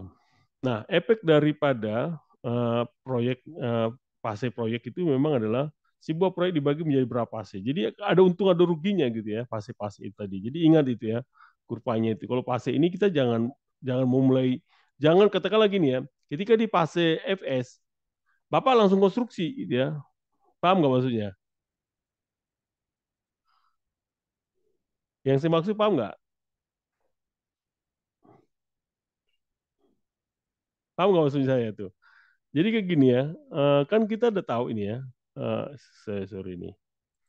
Kita udah tahu gitu ya, aduh, susah banget nih ini ya, lurus ya. Oke lah, gini lah ya. Kita udah tahu ini ya, bahwa secara teori, ini bukan teori ya, tapi ini apa namanya itu, eh, ya boleh dikatakan teori juga ya, boleh dikatakan sampai praktek juga. Ini kan kurva S gitu ya. Dan ini adalah risiko gitu ya, paham nggak? Ini pada masa FS, kan banyak orang yang FS ini ya, FS. Gitu. Udah semangat dia langsung. Semangat langsung dikebangun sama dia. Paham nggak maksudnya? Langsung langsung kerja di sini, langsung lompat, langsung langsung langsung build di sini. Apa yang terjadi? Tahu nggak? Karena risikonya di Eh, sini. iya, harusnya kan dari FS itu ada proses skematik dulu, misalnya konsep, skematik, DID, terus baru gambar detail, baru procurement kan begitu Pak.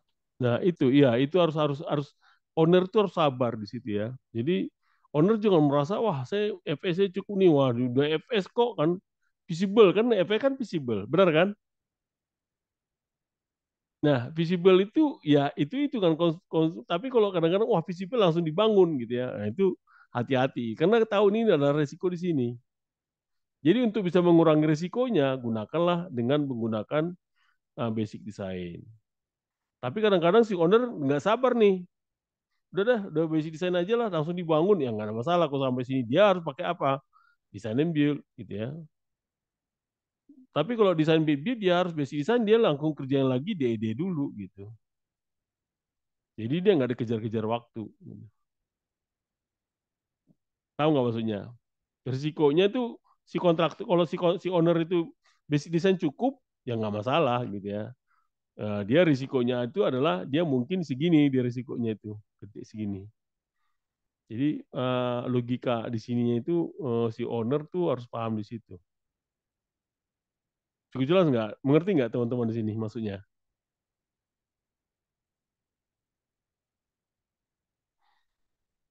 Maksudnya ngerti nggak teman-teman di sini? Maksudnya saya masukkan di sini ngerti nggak?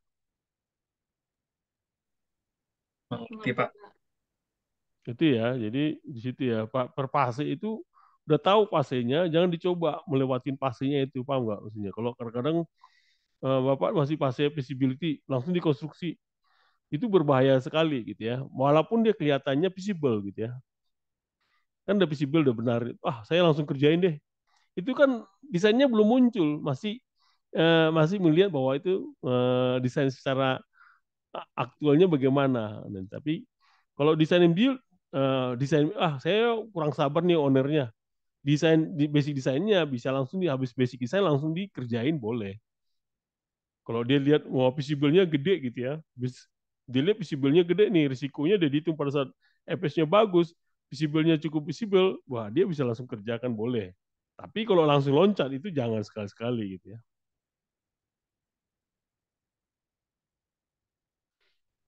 Nah, manajemen risiko merupakan proses yang berlanjutan dan harus mencakup semua fase proyek tadi itu ya.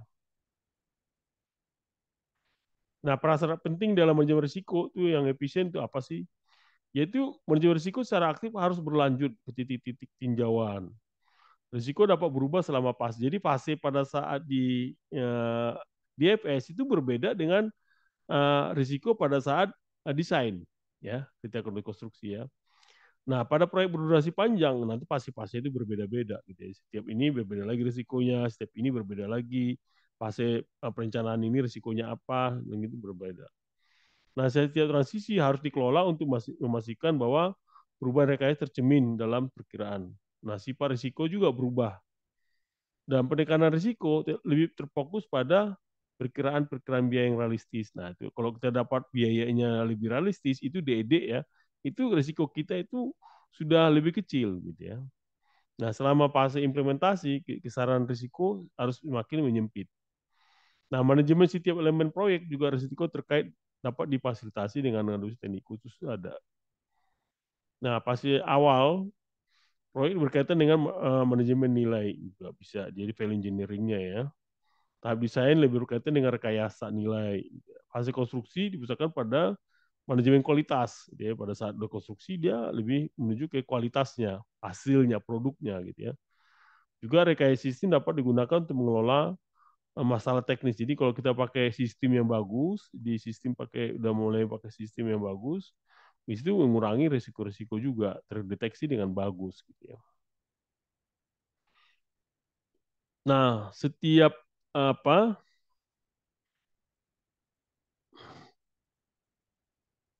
fase itu berisi sejumlah asum kunci gitu ya, dan penting juga digunakan dari waktu ke waktu. Dan risiko harus berkurang seiring dengan berjalannya proyek tadi ya, kurvanya tadi itu. Nah, ada juga satu poin yaitu jeda dan diskontinuitas dalam hidup. Nah, kadang-kadang gini, di dalam satu proyek gitu kan, ini kan FS nih ya, FS ini. Ini bisa langsung bisa dikerjakan basic design boleh. Tapi bisa juga dibikin jeda juga boleh, gitu ya. Paham nggak maksudnya? Ini juga bisa dibikin jeda. Jadi ya nggak keburu-buru gitu loh. Pelan-pelan dulu, kumpulin tenaga dulu, baru nanti dikerjain lagi DD-nya gitu ya. Nah, habis desainnya selesai baru dikerjain. Nah, itu namanya ada melakukan itu karena dana gitu. Itu biasanya karena dana ya, tidak tersedia. Jadi dia mengambil namanya strategi ya. Jadi kapan dananya siap nih? Kalau udah DD ini kira-kira dana yang akan disiapkan itu berapa? Kalau udah mulai ini konstruksi, nanti kan dananya harus disiapkan ini. Strategi dananya gimana? Kalau udah siap ini baru dia. Kadang-kadang untuk mendanainya biaya untuk mendanainya konsultan basic design gimana? Membiayainya ini gimana? Dan juga membiayainya konstruksinya gimana? Nah, itu harus dihitung juga di sini. Nah, itu juga manfaat pendekatan di BFO, bisa atau KPBU, setiap proses adalah itu mengalihkan penilaian risiko. Jadi kalau pemerintah gitu ya, di posisi pemerintah dengan KPBU itu dia risikonya itu lebih kecil pemerintah ya. Dia yang siapkan lahan dan dia cuman menagih si kontraktor siapa si swastanya ini ya, investor swastanya ini yang harus dikejar terus sama dia supaya kerjain. Nah, kekurangan pendekatan tadi itu setiap pasti adalah memiliki kelemahan demi langkah. Itu juga ada juga kelemahannya setiap setiap fase itu sendiri.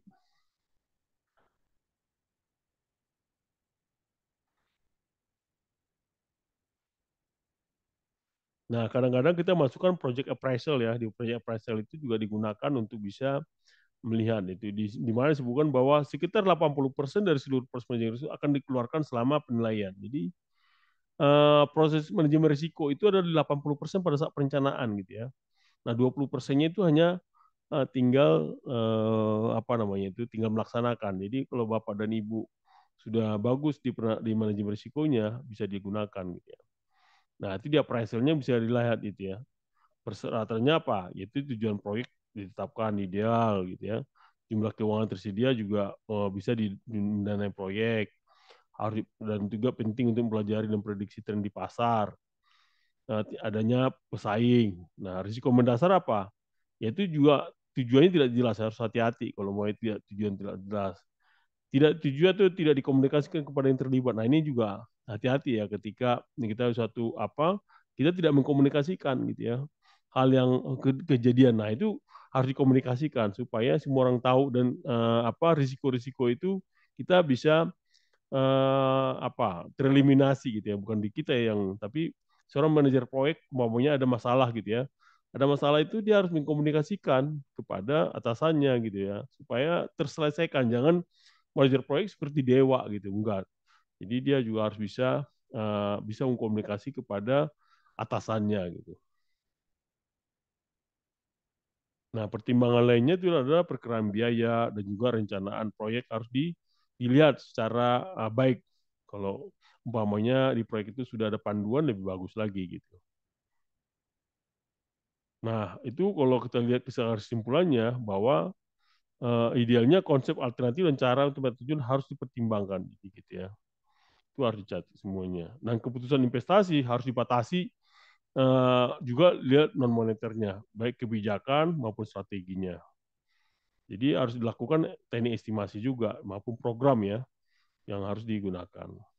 Dampak risiko setiap proyek itu apa sih, dilihat di dampak-dampak risikonya kelihatan. Nah, di sini nanti studi kasus ini ya nanti saya kirim ya, itu lupa kemarin nggak diingatin ya. Nanti kalian bisa studi kasusnya itu bisa nggak kemarin itu ya. Nah, ini studi kasus nanti tolong dipelajari minggu depan ya. Ini ini kan apa kita bahas. Nanti saya kasih nih. Nanti tolong ketuanya diingatin saya ya. Saya juga kadang-kadang lupa kok nggak keingat-ingat itu. Yang kemarin itu studi kasusnya ada yang sudah bisa belum? Studi kasus kemarin itu yang minggu lalu saya kasih. Ada yang bisa presentasi nggak?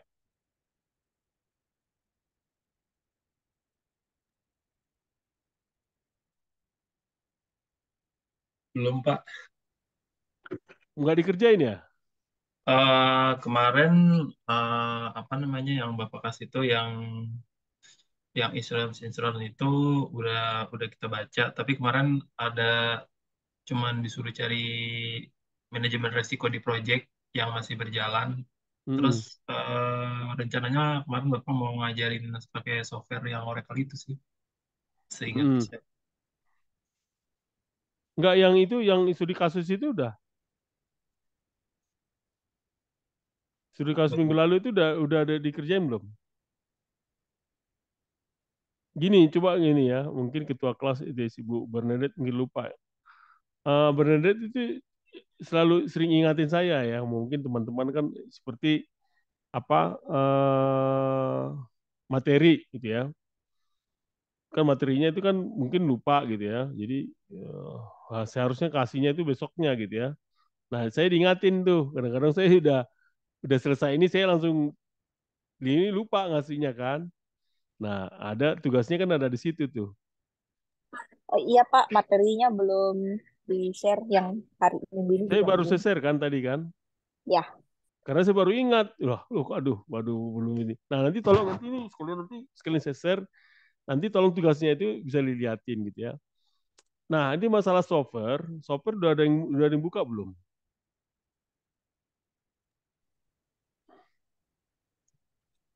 Software Pak maksudnya Pak.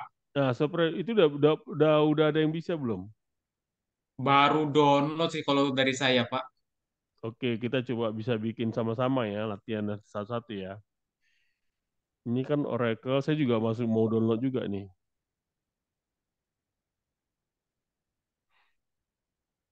Udah ada yang download ya?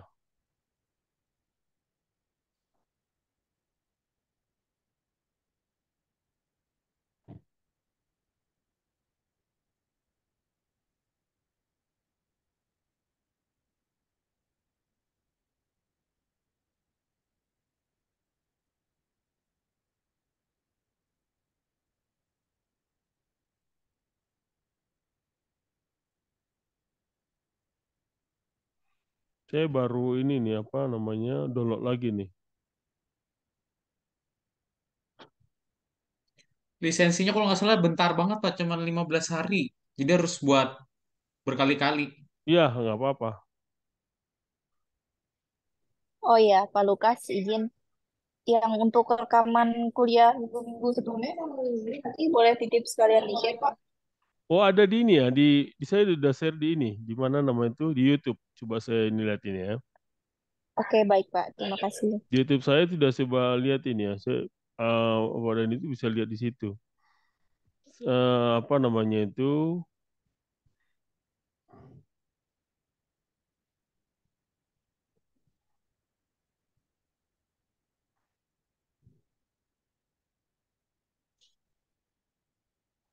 Ini ya, saya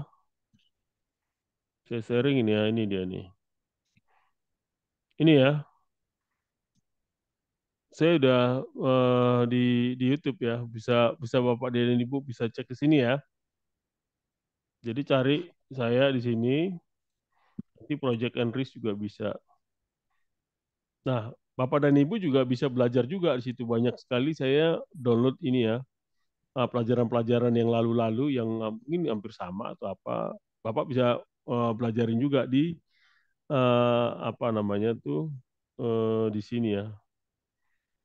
Di sini tuh jadi tempat saya itu cukup banyak. Kalian bisa pelajarin tentang manajemen proyek ya. Jadi di sini eh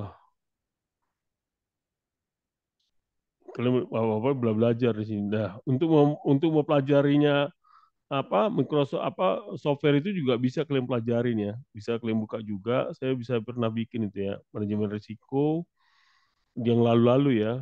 Oh,